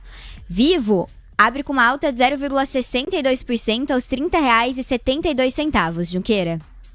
Bom, Cami, Vivo veio com um resultado muito interessante, né? A gente continua vendo tendências operacionais sólidas, né? Então, você teve um aceleramento ali nas receitas, você teve um aumento das margens, isso é muito positivo, então as receitas superaram a expectativa do consenso, o EBITDA também a gente teve um crescimento de margem aí de 63 pontos base acima também do que estava sendo esperado pelo mercado, resultado muito interessante da Vivo, né? Vai lembrar que tanto a Vivo como a TIM, o setor de telecomunicações como um todo é um setor defensivo, né? Ele costuma ser encarado pelos investidores como um fluxo de caixa previsível, bom pagador de dividendos e também um setor resiliente às crises domésticas que a gente está vivendo. Então, muito interessante esse resultado, mostra que a empresa segue esse perfil defensivo e que pode ser uma alternativa para aquele investidor que quer se proteger da volatilidade. Graficamente falando, Vivo saiu de 23,70, foi até a terceira, em homenagem ao polenguinho da terceira não passa, da terceira não passou, R$ 32,17. Vivo agora corrige. O FIBO, você vai transladá-lo da seguinte forma, você vai ver até onde vai essa queda. Então você tem aqui uma expansão que te joga o ativo a R$ 30,71, ainda tem uma baixa projetada a R$ 29,14. Quem está comprado, fique atento, está mal comprado por 3 semanas. O que me chama a atenção de que eventualmente não vá a 29,14 e já faça o repique a 30,49. Por quê? Cai menos, vira o candle dessa semana, sobe o candle da semana que vem. A gente tem 10:12, o Ramon Valdez, seu Madruga. Mande um abração para o Serjão 200K. Repassa o abraço aí, Gabriel. Na nossa cobertura, Serjão, um amigão aqui que se tornou da cobertura também, trabalha ao lado do Gabriel lá na Santa Fé. Temos 10 horas com 12 minutos. VEG, hein? VEG vai reagindo, 1,8%. VEG já está em 37,38%.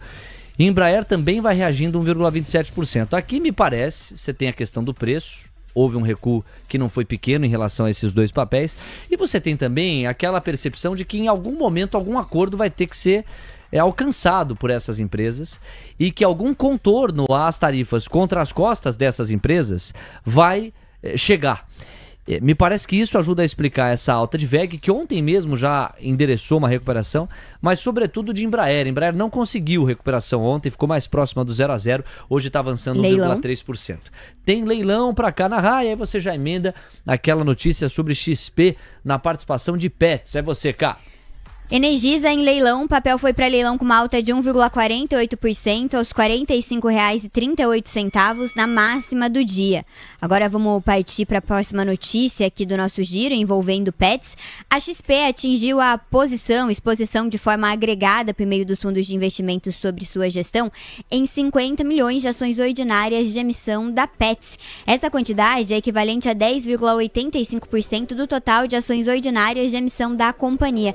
A informação consta em um comunicado da Pets divulgada nesta terça-feira, dia 29. Cotação de Pets, nesse momento, a ação sobe 0,52% aos R$ 3,88, Junqueira. Bom, Cami, essa notícia ela vem muito parecida com aquelas quando a gente fala de JP Morgan, Goldman Sachs aumentando participação nas empresas, que é quando o investidor ele não quer se expor ali, ter o nome dele divulgado, ele usa dos bancos, das corretoras, para poder fazer essa exposição. No caso da Pets, é uma tese que vem aí com o grande trigger da consolidação com a Cobasi, que ainda não foi consolidado, isso então pode gerar aí uma valorização muito interessante para o papel da Pets, que está cada dia que passa, né, sendo um grande nome do setor de varejo animal, e isso pode destravar bastante valor nesse cenário aí um pouco melhor quando as empresas estiverem juntas e operando com todas as sinergias calculadas. Graficamente falando, olha só, Pets, ela está num suporte 13,67 que data agosto 24, ativo, cota 3,88. Graficamente falando, eu não vejo bem. Você vê que o ativo está lateralizado, ainda que numa lateralização enorme, você vê que ela é uma lateralização de cunho baixista, você vê os topos afunilando para baixo.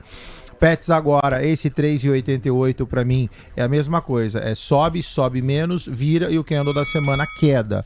Então de 3,88 iria buscar 3,67. Não acho que é papel de entrada, ainda que esteja em uma região de compra, eu pelo menos por enquanto não tenho figura gráfica. Vamos com mais um destaque do nosso Gabriel Junqueira, agora entre aqueles que ele mesmo, Gabriel, separou. E no trabalho de ontem para hoje, para preparação para o programa, o Gabriel deu uma estudada num relatório encabeçado pelo Santander sobre os papéis de SLC Agrícola. O que é que você encontrou nesse documento, hein, Gabriel? Bom, Léo, SLC, né, é uma das grandes teses do agronegócio brasileiro, né, para mim, o principal produtor rural que a gente tem listado na Bolsa, não só em termos de área plantada, de produção, mas em termos de qualidade, também uma baita empresa.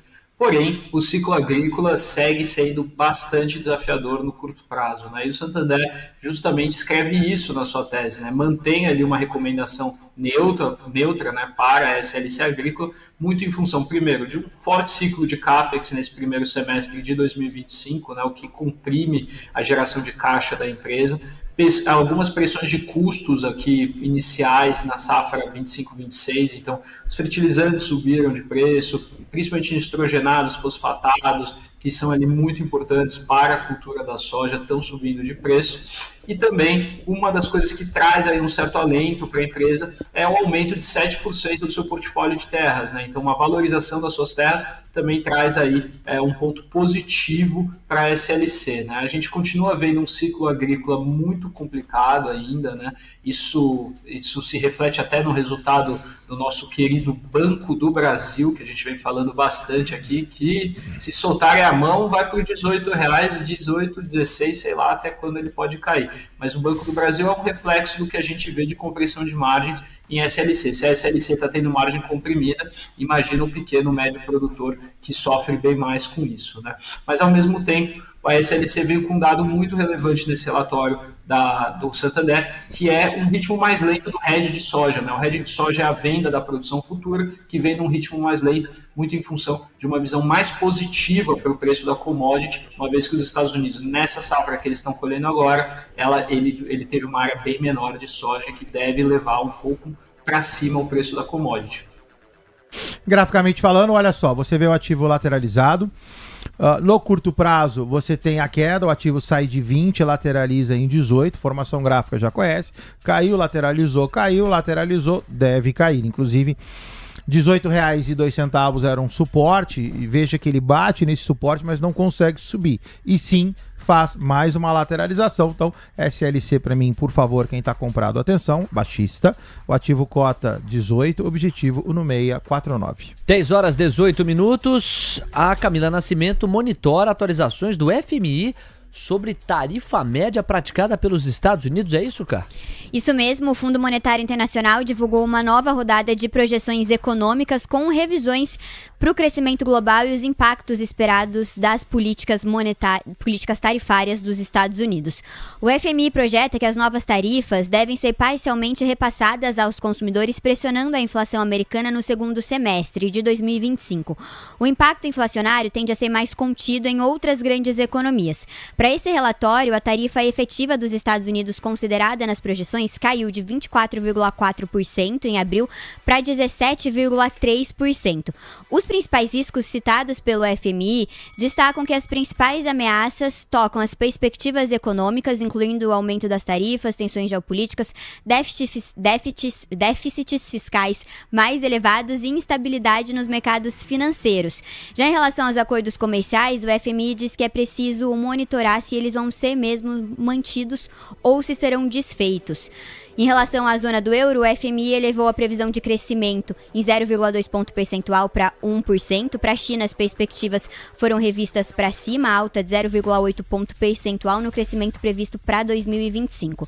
A economia dos Estados Unidos deve crescer 1,9% em 2025, revisão de 0,1 ponto e 2% em 2026, alta de 0,3 ponto percentual.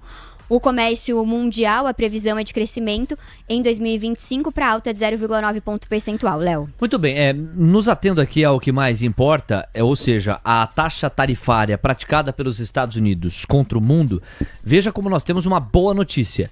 Esperava-se 24,4% naquele contexto do tarifaço de abril, agora estamos diante de 17,3%. E para o restante do mundo, o FMI trabalhava com uma projeção de 4,1%, isso em abril, e agora 3,5%. Então, querendo ou não, é aquela história. Veio a mordida, mas é uma mordida menor do que aquela que num primeiro momento chegou a ser precificada no mês 4 deste ano. Temos 10 horas com 20 minutos. O índice e o dólar estão na sua tela. Ibovespa subindo 0,26%, 132.468 pontos. O Indifut está no 0 a 0. E o dólar também no 0 a 0. Vamos ver se vocês, dólar e índice, se inspiram no nosso foguete comercial, adquirem alguma direção. Desse jeito não dá. TC News, seu resultado é nossa marca. Minerva Foods, a maior exportadora de carne bovina da América Latina, presente em mais de 100 países. Foco, disciplina e consistência fazem parte do nosso DNA. Minerva Foods, conectando pessoas, alimentos e natureza. 10h21, Guto Cerávulo, deixa a guitarra tocar, é o solinho do mercado. Ô Guto, bem-vindo. A oportunidade que você identifica na Central TC Investimentos e o pensamento do dia já virou um ritual deste humilde programa. Vamos lá, pessoal, bom dia. Vamos lá, operação que eu vou chamar é uma operação aí bem conservadora, né? Nesse momento conturbado, é operação de long and short, né? O que é o long and short? Você tem uma ponta comprada e uma ponta vendida, né? Você põe um cash neutro. O que é isso? O exemplo que eu vou mostrar para vocês aqui, ó, vou comprar 100 mil e vou vender 100 mil. Ou seja, não vou botar dinheiro no mercado. Porém, é uma operação que chama margem, tá? Lógico, a taxa de juros a 15%, a melhor margem é o título público. Botar o dinheiro na Selic. Compra o Tesouro Direto, encosta como margem, seu dinheiro vai ser remunerado, tá? E a gente faz dessa maneira. Então aqui, ó, Sabesp, né, tá cotando aqui a 106,76, eu tenho Taesa. Então, ponta comprada, Sabesp, ponta vendida, Taesa. Tá? O ratio agora, 3,20. Que ponto eu quero entrar? 3,1798, 3,18. Tá? Então, mostrei aqui, isso aqui é um exemplo, é claro, pessoal.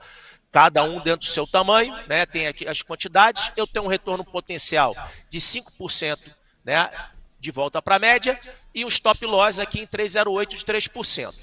Explicar aqui os dados, né, a parte econométrica do nosso long and short, tá? Então isso aqui, quem não conhece a ferramenta, é a economática, né? Aqui eu tenho uma distribuição normal, né, do nosso ratio, a nossa razão, tá? Então aqui nós temos a média e aqui eu quero pegar nesse ponto aqui, ó. Quem conhece um pouquinho de estatística sabe, quando você está no terceiro desvio padrão, 99% das observações estão acima. Né? Então você tem uma possibilidade estatística muito grande de voltar à média. Muito provavelmente, moda mediana está nessa região. Então tem tudo para dar certo esse long and short. Porque a faca na caveira, dinheiro na carteira. E vamos ao pensamento do dia.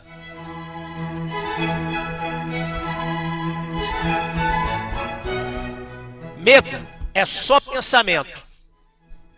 Mas tem gente que adota como animal de estimação. Aprenda boxe com o Popó, o nosso campeão. E ó, porrada nesse medo. Putz, vida. Aí, ó. Convocação. Vai de novo. Medo nada mais é do que um pensamento. E todo pensamento pode ser substituído. Um beijo no coração. Olha aí, tá vendo? Esse é Guto Cerávulo, às 10h24. Vambora, 6 minutinhos para as 10 da manhã. Daqui a pouquinho, mais perguntas da audiência com a interatividade rolando solta aqui. Coutinho vai fibar os pedidos gerais da galera. Agora tem tarifas. Cada vez que você fala isso, você sabe que você contrata um frio na espinha do jovem trader, investidor que tá nos acompanhando. Por onde a gente vai, Cá? Vai lá. Acordo comercial com a Índia, apuração da Reuters. De acordo com a agência, a Índia se prepara para uma tarifa com os Estados Unidos entre 20% e 25% e o deadline para esse acordo tá próximo, Léo. E também aproveitar que eu já tô com a palavra e trazer um destaque em relação à Vivara. O papel que tá entre os destaques de variação, tá subindo 2,13% aos R$ 24,44. Teve relatório do Goldman Sachs que iniciou a cobertura de Vivara com um preço-alvo de R$ 33,00, o que implica num potencial de alta de 38% frente ao último fechamento, Léo. Legal, obrigado, Cá. A gente pode até aproveitar e colocar vocês para conversar a respeito. Gabriel, quer pegar carona nesse gancho corporativo aí? Pois não. Bom, Léo, a Vivara é uma tese que eu gosto bastante, assim. Ela passou por uma baita turbulência de governança corporativa, né? A gente viu toda aquela discussão do Nelson Kaufman, né, que é o fundador da empresa, voltando para ser CEO, saindo do conselho, voltando para o conselho, aquela loucura toda. Recentemente a gente viu o Nelson ele dando lugar à Marina, que é a filha dele, e depois o Paulo, que é o genro, que tem um sobrenome diferente, que eu não consigo pronunciar, que ele é muito difícil, que também voltou, era o antigo CEO e também voltando para a empresa, então isso trazendo um pouco mais de estabilidade. Uma coisa que poucas pessoas fazem essa correlação é que a Vivara ela tem um baita no estoque de prata e ouro, né? Então, muitas vezes a Vivara, ela só de marcação a mercado desse estoque, ela pode ter uns resultados interessantes, sendo que a gente vê uma tendência muito forte no ouro daqui para frente, né? Então pode ser uma tese aí que ela ficou um pouco para trás da Aura Minerals, por exemplo, e que pode fazer um catch-up interessante. Eu gosto muito dessa empresa, Léo. Vamos lá para o gráfico, Coutinho, capricha. Graficamente falando, o ativo lateralizado entre 2,384 e 2,718. O ativo subiu bem de março a junho. Junho entra numa consolidação. Essa consolidação é uma região de venda, então, por favor, fiquem atentos. Por quê? Porque o ativo cota 2,441 e está em cima de um suporte. A perda desse suporte, 2,384, pode iniciar um processo de queda. Nota que eu tenho, inclusive, um envelopezinho de baixa, cuja projeção, é abaixo de 2,384. Então, por favor, quem tiver comprado em Vivara, coloca um stop. 10 horas 26 minutos. Bom, Gabriel, você falou já de SLC Agrícola sob a luz do relatório do Santander. Falou também dos resultados de Vivo Telefônica. E aí o BTG divulgou um documento sobre Raízen. Vamos lá com esse destaque como o último antes da abertura do mercado americano? Vai lá. O BTG escreveu um pouco sobre a Raízen, Léo, um pouco falando da história da empresa, né? Quando ela fez o IPO dela, ela teve um baita ciclo de CAPEX ali, que teve de 15 a 16 bilhões de reais em investimentos, que não produziram nenhum resultado, né? Foram todos aqueles projetos do etanol de segunda geração, enfim, toda aquela coisa que a Raízen vendeu no IPO, tanto é que a ação foi vendida a R$7 e alguma coisa, e agora está abaixo de 1,5, se eu não me engano, né? Então, bem ruim a situação da Raízen, né? O EBITDA dela segue estável desde o ano de 2022, né, em torno de 11 bilhões, só que a dívida líquida é de 42 bilhões de reais no final do último ano safra, né? Imagina, Léo, você abre teu aplicativo ali do banco e você tá devendo 42 bi de real, cara. Que isso? Não, Nossa não dá. senhora, cara. É complicado, viu? O Rubens Ometo, o número dele é diferente do nosso, né? Só que aí o que levou, né? A Raízen ela fez toda uma mudança na gestão da companhia, CEO, conselho, toda uma mudança na questão dos investimentos, e eles vêm ali fazendo alguns investimentos de ativos não essenciais e ativos piores, que já levantaram quase 3 bilhões de reais, né? Mas não é nada perto de uma dívida de 42, né? Então segue sendo aí uma situação bastante delicada. Só que a tendência é que a empresa continue essa situação, e isso pode gerar ali no longo prazo, no médio e longo prazo, uma melhor performance da Raízen, né? Então a gente viu ela se desfazendo de alguns ativos. Esses ativos trouxeram caixa para dentro da empresa, principalmente no setor de distribuição de combustível, que sempre foi o grande gerador de caixa da Raízen. Ela também voltou a ter ganho de market share, o que ela vinha perdendo desde o ano de 2021, porque não era o foco, né? O foco estava no etanol de segunda geração, e a gente viu ela recuperando essa margem aí do mercado agora no segundo tri. Então, a Raízen, ela está lutando contra a tendência. Se ela vai conseguir entregar isso rapidamente, uma melhora nesses resultados, minha opinião é que é difícil, mas que ela fez uma mudança na sua estratégia e está buscando melhorar, isso é evidente. Bom, graficamente falando, acho que não precisa nem falar, né? O ativo sai, pelo menos desta parte que é maio 25, o ativo cota 2,22, cotou 2,22, cai como se não houvesse amanhã. O ativo cota R$ 1,43 e projeta no curto prazo R$ 1,07. 10,29, que situação. É um dos gráficos mais confortáveis sob o ponto de vista da antecipação de tendência que você tem para ilustrar aqui raciocínio. É envelope de baixa atrás de envelope de baixa. 10 horas 30 minutos, tá vendo aí, ó? Cai, lateraliza.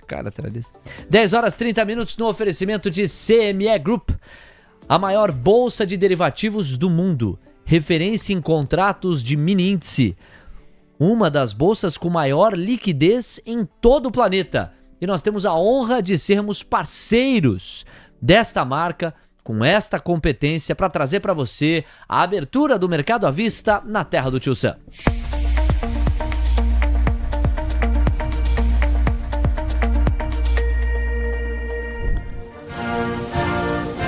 E bora lá registrar por mais um dia a força da moeda americana a nível global. O DXY mostra 0,4% de avanço.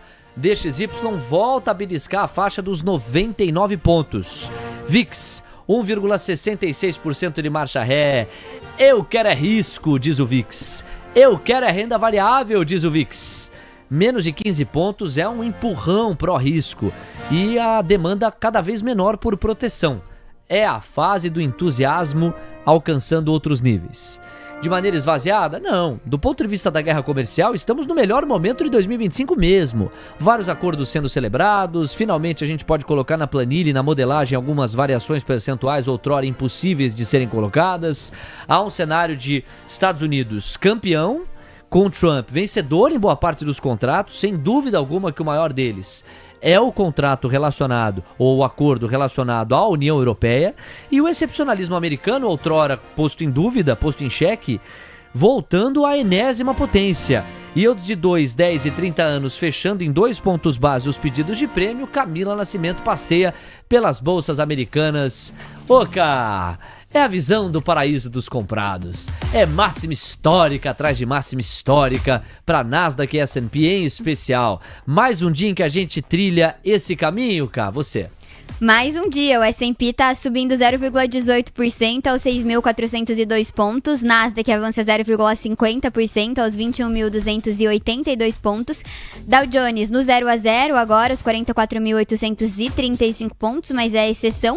O Russell 2000 também em alta firme de 0,56%, 2.269 pontos, Léo. Valeu, cá. Em relação às magníficas, Tesla vai cair no 0,81, ontem avançou mais de 3. Nvidia está subindo 0,6, cota quase $178. Microsoft sobe 0,6. Aí eu comecei a mesclar, vocês estão acompanhando meu raciocínio aqui há um tempo. Para além das 7 magníficas, eu olho para algumas outras empresas que podem trazer um termômetro interessante. Então, por exemplo, Coca-Cola, economia real, 0 a 0. Oracle, 1% de avanço, $250. O JP Morgan, 0,56% de avanço. Você tem Meta subindo 0,13, aliás, minto, caindo 0,13. Google subindo 0,4, Amazon 0,20, Apple 0,20. Todos os papéis estão no verde, exceção feita a Meta, cuja queda é de 0,16, e Tesla, que cai 0,7, tendo subido ontem 3%. Impressionante a resiliência dos ativos financeiros americanos. Sobre esta resiliência, o Coutinho fala, considerando o comportamento dos índices no gráfico. A tendência de alta continua. Tem índice que está até escapando do canal de alta, esses dois primeiros aqui da esquerda. Vai, Coutinho. Realmente é impressionante. Olha só, Dow Jones agora 44, vai buscar 45,100. S&P 500, 6,400, busca 6,600. Nasdaq, o que acontece? Nasdaq 23,500 para buscar 24,300 e Russell 2000 mais comedido, lateralizado dentro de canal, mas ok, 2,200 para buscar 2.334 pontos. 10 horas 34 minutos. Vamos lá, senhoras e senhores. Endereçando aqui dois papéis que são amplamente demandados, Nvidia e Tesla. Tesla tem um recuo de 0,92%, ontem avançou mais de 3%. Você já sabe o gancho, né, Coutinho? A gente teve divulgação recente de resultados por parte de TSLA, houve uma realização encorpada, esse papel de novo foi dormir lá na faixa dos 290 e vem numa recuperação desde então. O fôlego dessa recuperação já está no limite ou não? Tem ainda terreno para a pegada de alta e de correção? Tesla, a formação gráfica dela é muito ruim, né, Léo? Porque olha só, quando você coloca o gráfico, você vê que Tesla tá lateralizada desde maio. E aquela lateralização ruim, né? Que, ou seja, quando sobe menos. Então, subiu menos aqui mês 6, 23, subiu menos. E agora tá ali no ímpeto também, cai no dia de hoje. Então, assim... Você tem o problema do custo de oportunidade de capital, o ativo está lateralizado, você tem uma lateralização longa em extensão e uma lateralização que quando sobe, pensando na ponta comprada, sobe sempre menos. Então assim, difícil, o gráfico difícil até de analisar, você tem essa resistência a $338, mas me parece que o gráfico não deve mudar. Obrigado, meu caro Coutinho, 10h35. Vamos cruzar a abertura do mercado à vista nos Estados Unidos com o comportamento dos ativos financeiros no Brasil. Aqui nós temos curva de juros pedindo mínima do dia em toda a extensão dos vértices. São 2 pontos base e meio a menos nos pedidos de prêmio. O dólar está subindo 0,10, cota R$ 5,599. É um dólar relativamente comportado. E o Ibov ameaçando a recuperação. 0,27% de avanço. O Indifut está no 0-0 praticamente. Você vê até um gapzinho, né, do Ibov em relação ao Ibov futuro, fruto de ontem, do que uma recuperação encorpada. Quer dizer, o Ibovespa futuro está subindo 0,06%. No entanto, eu quero chamar a atenção de vocês para 2 papéis e gostaria que o Coutinho trouxesse a análise gráfica deles. VEG e Embraer. São 2 papéis muito sangrados em função do tarifaço de Trump contra o Brasil e que estão se recuperando. Quem me contou que o Trump venceu as eleições não foi nenhuma agência de notícia, foi o Bitcoin. Onde eu estou querendo chegar? O comportamento dos ativos financeiros, ele por vezes traz mais do que apenas o preço como mensagem. Com uma alta de 2% em VEG e de 2% em Embraer, nós temos 2 pontos para comentar. Um é concreto, o outro é uma possibilidade. O ponto concreto é, o preço tem uma hora que chega num limite que atrai comprador mesmo, né? VEG e Embraer foram muito sangradas. Mas o segundo ponto, e essa é uma hipótese, porque pode estar subindo hoje para continuar caindo, não reverte a ideia de uma faca caindo. Por isso que o primeiro ponto ele é fácil de dizer, mas não é garantia de nada. Agora o segundo ponto, estaria o mercado se antecipando na força compradora em relação a esses papéis? Em função do que circula, e o que circula é que há um grupo de empresários com representantes de Embraer e de VEG incluso, para contornar essa tarifa, ou ainda circula a possibilidade de haver uma exclusão da Embraer desse tarifaço. Será que é isso que está motivando a busca por esses papéis em si? Vamos para a verdade gráfica, é você, Coutinho. Bora. No caso de VEG, a tua esquerda, a VEG estava, na verdade, sentadinha sob um suporte, R$ 35,94. VEG caiu. VEG atingiu certinho esse suporte, VEG sobe, R$ 37,43. Quem está comprado passa a estar bem comprado nesta configuração. Nota que é um trade de repique, eu não tenho figura gráfica de cunho altista, o ativo simplesmente pegou, bateu no 3594 e agora está revertendo. Então, por favor, quem está comprado se beneficia, só que sim, vale um stop, tá? Por quê? Porque quando você olha para VEG, VEG é baixista. No caso de Embraer, a minha seta continua lá, compra a R$ 67,89. Explicando de novo a operação, é uma operação de alto grau de especulação, ou seja, eu tenho aqui um suporte no 6789 e aí eu falei, quem quiser aproveitar a tese de compras pequenas, parciais, preço médio positivo, pode permanecer. Quem ontem eu falei sobre isso, quem se sente incomodado, pode zerar, não tem problema nenhum, pode inclusive reentrar no dia de hoje, se for o caso. No caso de Embraer, o trade é exatamente esse que o Levati comenta, né? Da eventualidade que Embraer seja excluída do tarifaço, o papel pode dar uma pancada. E aí façam esse trade que, de novo, tem uma configuração especulativa. E o Gabriel Junqueira, que não deixa nada escapar, olha para os resultados de RCL e de Spot. Por quê, hein, Gabriel? Você conhece a empresa RCL, Léo? Manda aí. RCL é Royal Caribbean Cruise, né? Então, uma das maiores operadoras de cruzeiro do mundo. Olha, né? Então, aquela empresa que quando, né, Léo, você quer levar aquela pessoa querida para viajar nas férias, né? Fazer um sem a Fiboninha. A Fiboninha você vai no cruzeiro da Disney, né? Isso. Aí você leva ela no cruzeiro da Disney, que aí ela é operada pela MSC, né? Que é uma outra empresa, é a a concorrente aqui da Royal Caribbean. A Royal Caribbean, ela tem diversas marcas de cruzeiros, como a Royal Caribbean International, Celebrity Cruise, né? Então, essa que você gosta, né? Que vai celebridades juntos, né, Léo? A gente sabe que aí você consegue fazer ali, né, tietar a turma, né? Então, mas o complicado é que o resultado não tá legal não, né, da RCL, viu? O segundo trimestre de 2025 reportou receitas de 4,54 bilhões de dólares, ligeiramente abaixo das expectativas do mercado. No entanto, o EPS veio de 4,38, um pouco acima do que o mercado estava imaginando, né? A capacidade da frota cresceu 5,8% no ano contra ano e o número de passageiros atendidos subiu 10%, né? Para o ano fiscal de 2025, a empresa ajustou o seu EPS para um crescimento, as receitas devem crescer de 3,5% a 4%, e também um CAPEX de 5 bi, aí, com enfoque principalmente em uma tecnologia nova para os seus navios, né?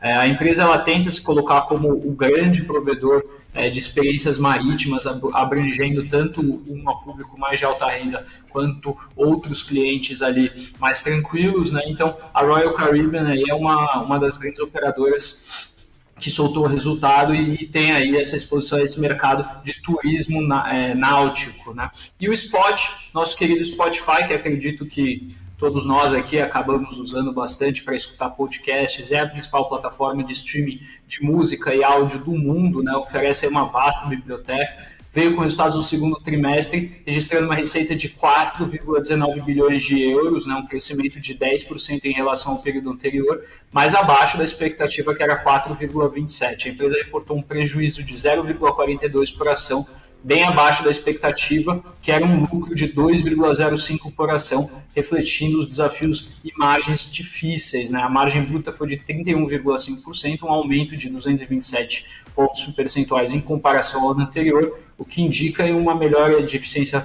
operacional, mas mesmo assim não foi suficiente para que ela tivesse lucro nesse trimestre, né? O CEO destacou que a empresa continua evoluindo para criar mais valor para os seus usuários, com mais de 700 milhões de pessoas utilizando a plataforma, né? Ele também observou que o crescimento do Spotify está impulsionado e o mercado de streaming pode se beneficiar de outras indústrias, como os podcasts e os audiolivros, que têm ganhado bastante espaço além da música na plataforma. Léo.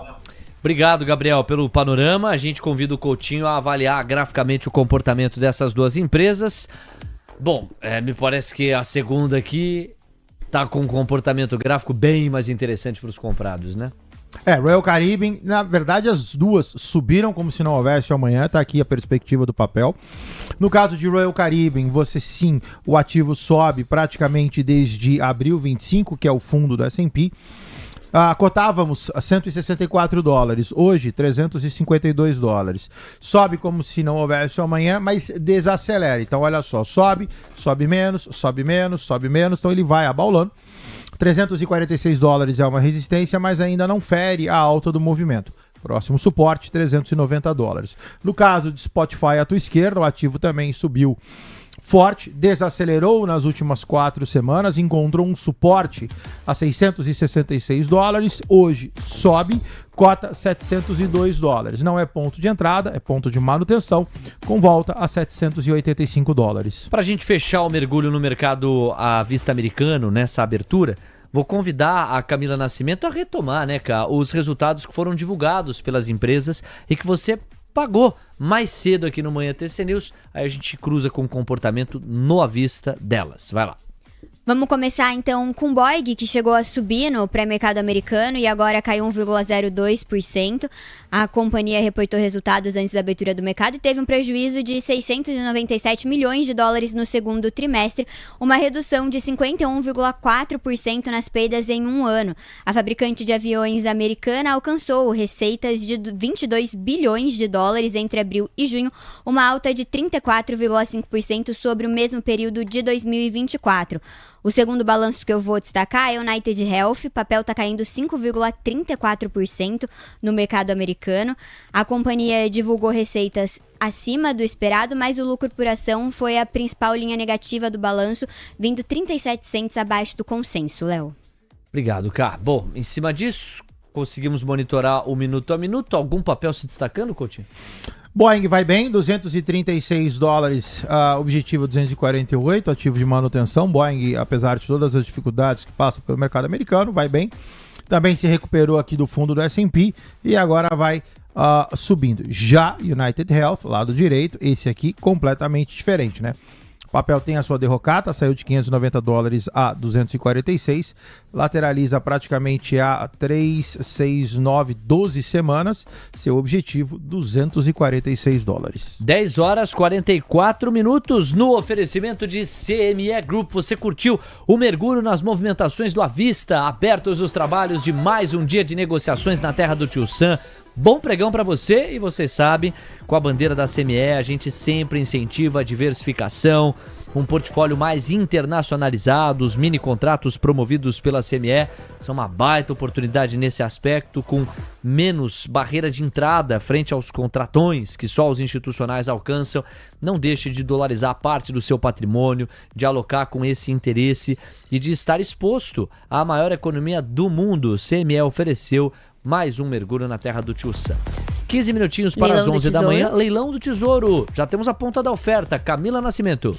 Em NTNBs com vencimento em 2030 foram ofertados 500 mil títulos, com vencimento em 2035 300 mil títulos e com vencimento em 2060 150 mil títulos. Em NTNBs a oferta totalizou 950 mil títulos. Já em relação às LFTs, com vencimento em 2028 150 mil títulos, com vencimento em 2031 750 mil títulos, totalizando em LFTs na ponta da oferta 900 mil títulos. Teve leilão também do Banco Central, leilão de linha, Léo. De acordo com o comunicado do Banco Central, foram aceitas 2 propostas no valor de $1 bilhão em leilão de rolagem de linha. A oferta original foi de 1 bilhão, a taxa de corte do leilão ficou em 5,331%. 1.602 likes é o que nós temos, esperamos os 1.700. Vocês nos ajudam a construir esse degrau a degrau. Quem não likeou, likeia! Se chegou e não likeou, é como se não tivesse chegado. Deixa a sua marca, a sua identidade ali, ó, aquela digital, através do like, fechado? De lote em lote a gente chega. Bom, 10h46, comentários interessantes aqui, ó, que eu separei. O Ike Grafista, Léo Levati, a RCL abriu com um gap de 7%, hein? 7% de queda. Comenta aqui o Ike Grafista, gap em cima de RCL. E quem mais, ó? O Max Levey tá dizendo, Léo, dá uma olhada no Spot, caindo 8%, não? Dá uma olhada em SPOT. Caindo 8%, diz aqui o Max Levy. SPOT. Isso. Double clique e zoomzão. Deixa eu só ver aqui. Tá aqui, 640 dólares, perfeito.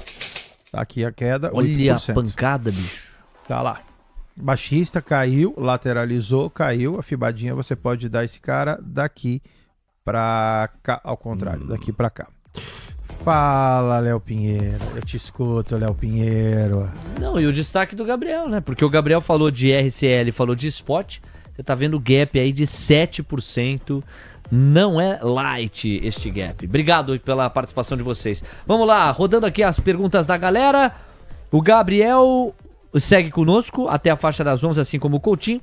E o Gustavo Vieira tá pedindo BRBI. Coutinho... BRBI.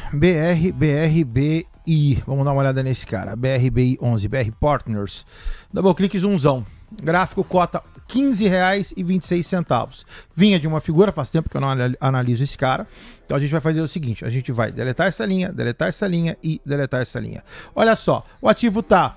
Você tem um outlier aqui, tá? Que levou de 15 para 17, mas voltou. Graficamente falando, você pode fazer duas coisas. Você pode colocar um canal aqui, e aí o ativo você pode considerar praticamente lateralizado, mesmo com esse outlier. Nota que isso aqui não gera figura gráfica nenhuma. Ele simplesmente saiu e voltou. Então, permanece lateralizado, 14,72,16, formação gráfica ruim.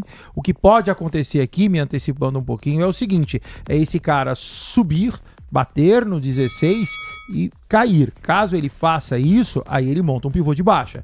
Então, por favor, fique atento e o seu corte permanece em 14,72. O perfil Pimenta Malagueta. Uau! Está pedindo NVIDIA, pra gente revisitar a NVIDIA. Vai lá, Coutinho. Bora, NVDA tá na tela. O ativo sobe, no meu sobe 1,19, vamos dar uma olhada. $178,60. Posso tirar esse fractal para poder limpar o gráfico. Tudo sob controle. O objetivo permanece $193.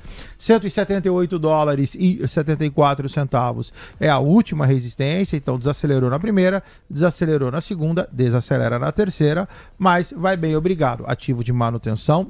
Novas compras eu vou deixar a critério, me parece esticado. Eu a priori levaria a 193 primeiro. Quem é membro do YouTube do TC tem prioridade nos pedidos. O Lucas Genevro é membro e tá pedindo Honey 3. Honey 3, então troca de plataforma e vamos pra cá. Honey 3 vai aparecer na tela para vocês. O ativo tem ou tinha? Não, tem um canal de baixa, então tá aqui. Longo movimento baixista, R$ 7,10. Seu objetivo 663, comprado, mal comprado. Tinha aqui um possível repique a 7,23, que era a terceira linha, que era o seu último suporte, ele respeitou, mas aí ele cai, lateraliza e agora deve seguir caindo. Por favor, atenção. O Fábio Borges Arraes está pedindo Eli Lilly, é Lilly lá nos Estados Unidos. Lilly, então clica para cá, como é que escreve o Lilly dele? L-I-L-Y. Vamos embora lá. Ai, ai. 767 cai 5,02%. Tá lá. $767 cravado. Vou colocar no diário. O ativo cai quase 5%. Gap no dia de hoje. Formação gráfica bem ruim, né? Você vê que é um ativo que faz movimento de convergência. Topos são descendentes, fundos ascendentes. Lateralizado de curto prazo. Quem está comprado hoje toma menos 5%. E tem, para quem gosta, um trade especulativo de compra da eventualidade que esse cara suba. A formação gráfica é desfavorável, então, por favor, faça com cuidado. E aí, meus amigos, quem mais é membro do YouTube do TC e tá passando por aqui? Mande o seu pedido, você tem prioridade enquanto membro e é muito fácil. R$ 7,99. Ô, Leozinho, o que é que se compra em São Paulo com R$ 7,99? Nem a passagem de ônibus. Não, calma, também não é pra tanto. Quanto que tá o busão? Tá R$5, não é? R$5, Coutinho? Você que pega o lotado todo dia, quanto que é? R$5? Não sei, lindinha. Eu acho que tá R$5. É. Se eu não me engano, tá R$5. Você vê que o busão metrô eu sei que tá R$5. Você vê que o busão do Léo Pinheiro é caro, hein? É, R$7,99 não paga. É o fretadão do Pinheirão. Que busão que ele paga, hein? Ah, você vê? Impressionante, hein? É, essa linha aí, Leozinho, te leva de onde a onde? Essa linha do busão que você pega? Da Consolação pro Paraíso. Demais! Tá bom, garotinho. 10h52. Então, ó, com R$ 7,99 você apoia o nosso trabalho e se torna membro do YouTube do TC. Não vai fazer diferença nenhuma pra você, o R$ 7,99. Enquanto pra cá, pra além do símbolo, no volume, a gente pode ter uma linha de receita relevante. Se você gosta do que a gente faz e entende que a nossa prestação de serviços gratuita como faz sentido, apoie o nosso trabalho se tornando membro do YouTube. É só você apertar o botão Seja Membro, tá logo abaixo do display da imagem lá no YouTube. Assim, de 3, 5, 10, 15, 20 membros em 20 membros, a gente vai alargando o número de sócios. 10h52. Ricardo Cunha, quem pegou os IM5? Eu tô, hein? Vamos lá com os Minas, vai lá, Coutinho. Lembrando, ó, só um alerta pro público, às 11h. Vem cobertura especial aí, Leozinho, vamos piscar a agenda aqui, ó. Itinerário do trader e do investidor. Dá uma olhada no que vem aí às 11 horas. Primeira foto do filme do mercado de trabalho. Relatório Jolts. Tá lá, ó. Oferta de emprego Jolts é uma foto de junho. Não se confunda, o ADP e o payroll dirão respeito ao mês de julho. Já são dados mais quentes. Jolts vem sempre com um mês de antecipação. Aliás, minto, de atraso em comparação com esses outros dois. Então, junho estará na berlinda. E a confiança do consumidor às 11 horas, hein? Importante monitorar, daqui a pouquinho cobertura especial. Coutinhos e Minas. O ativo cota R$ 4,21. A formação gráfica extremamente desfavorável para os comprados. Os Minas têm um longo canal de baixa. Graficamente falando, cai, lateraliza para baixo. Então, por favor, até porque eu ainda tenho espaço para a terceira a R$ 3,68. Quem está comprado, por favor, fique atento. Obrigado, Coutinho. O Fernando Ramires. O Leozinho Pinheiro, né? Dá curso de sonoplastia? Ô, Fernandão, você é sonoplasta? Você é do ramo? Eu estou curioso sobre a motivação da sua pergunta. Escreve pra cá, ó, no 11 93726 1318, fechado? Leozinho Pinheiro daria um bom professor, não daria? Daria. Tenha paciência. Tenha paciência. Que isso, Coutinho? Tenha paciência. Não, o Léo ensina as técnicas. Ele anda impaciente contigo, é? Deixa ele responder.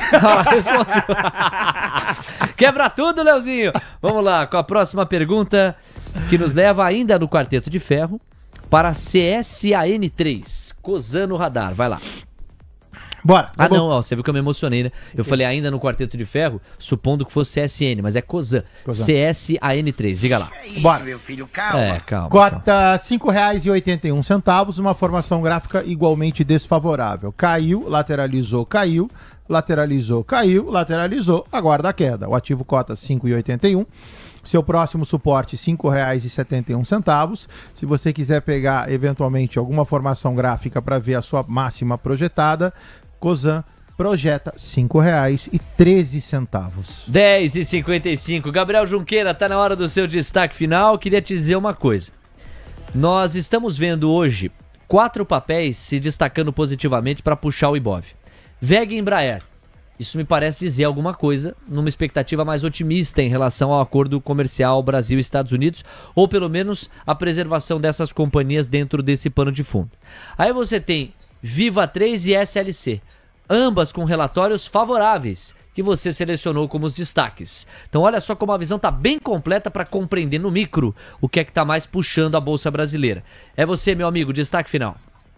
Bom, Léo, eu acho que assim, falando sobre Embraer e VEG, né, a gente sabe que eles vêm caindo bastante, né, e mesmo quando você está numa tendência de baixa, o repique é natural, né, então ela pode vir testar o topo do canal ali, até o Coutinho desenhou bem ali, e dá para ver nitidamente que estavam no fundo do canal, principalmente a VEG ali, então é uma situação que, no meu entendimento, ainda não podemos ver nenhum tipo de reversão e é natural que aconteça isso. Sobre a SLC, é uma empresa que está bem amassada, a gente fala muito sobre isso, a qualidade que a SLC tem no agronegócio e que ela pode performar muito melhor. Então, é uma empresa que tem ali fundamentos, que tem uma certa desvalorização desnecessária do mercado. Enfim, vamos aguardar, acho que a Bolsa caiu bastante já, a gente está falando aí de mais de quase 10 mil pontos aí de queda da máxima. Então isso é bastante para quando a gente vê o cenário todo nosso e esperar para ver o que vai acontecer, porque infelizmente do cenário que a gente tem hoje não dá para fazer conta, não dá para saber o que vai acontecer, não dá para antecipar. O que dá é ficar tranquilo, carregar o teu dinheiro a 15% ao ano, que também não está nada mal, né? Diga-se de passagem.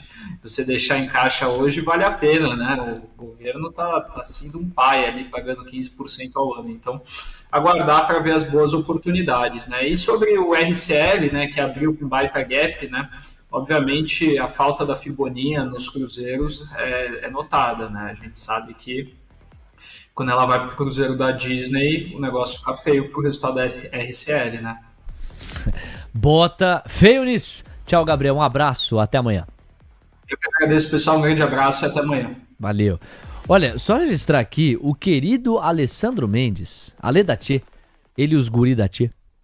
Ele acabou de enviar 5 assinaturas de presente do canal TC. Ele presenteou o Play for Drops, o Paulo César, o Michel Ribeiro, o Investimentos Transparentes e o Lucas Pilau. Muito obrigado, viu? Então, Lucas, Investimentos, Michel e Emerson, é isso? Além do Play for Drops, 5 assinaturas que o nosso Ale Mendes, caprichado e generosamente, entregou aqui. Grande Ale Mendes, ele e a galera da Tchê. Generoso, hein? Generoso. Leozinho, chegou pra você um presente aí do Ale da Tchê? Para 5 pessoas aqui no chat, já 10h58. É os guri da Tchê. Obrigado, Ale. 2 minutos para as 11. E a trilha, gostou? Ó, nós precisamos ir embora, hein? Porque às 11 tem a cobertura especial. Então, enquanto você vai gingando, a gente se despede de você, Coutinho. Deixa eu ver aqui. com S&P 500 e VVB11. Pedidos que vieram aqui de quem se expõe aos Estados Unidos através desse ticker. Vai lá. S&P 500 na tela, pegando lá fora via Black Arrow, tá bom? 6.406 pontos. Subiu, lateralizou, tangenciou a borda inferior do canal e subiu. Agora tá ali restrita. 6.399 é uma resistência, mas a priori, de novo, tudo sob controle por enquanto, ainda que de forma lenta o S&P vai subindo, seu objetivo se mantém, 6.602 pontos. Para terminar, você pediu VV? VB11. Não. Volta. Putz a vida, olha lá, vai dar 11 horas. Achei aqui, ó. iShare. Você tá vendo? É só ter um pouquinho de paciência. Ô, Léo Pinheiro, é só ter um pouquinho de paciência, vai tá? No pique, Coutinho. Respeita, viu? Pessoal, sobe como se não houvesse amanhã a 641. Formação gráfica é a mesma. A fibada é daqui pra cá. Você tem esse cara... Não, perdoa. É daqui pra cá. 641, objetiva 691. Tá com a vida ganha aqui o Coutinho, hein? Tchau, Coutinho. Até amanhã. Valeu. Tchau, pessoal. Um lindo dia pra vocês. Um abraço. Obrigado.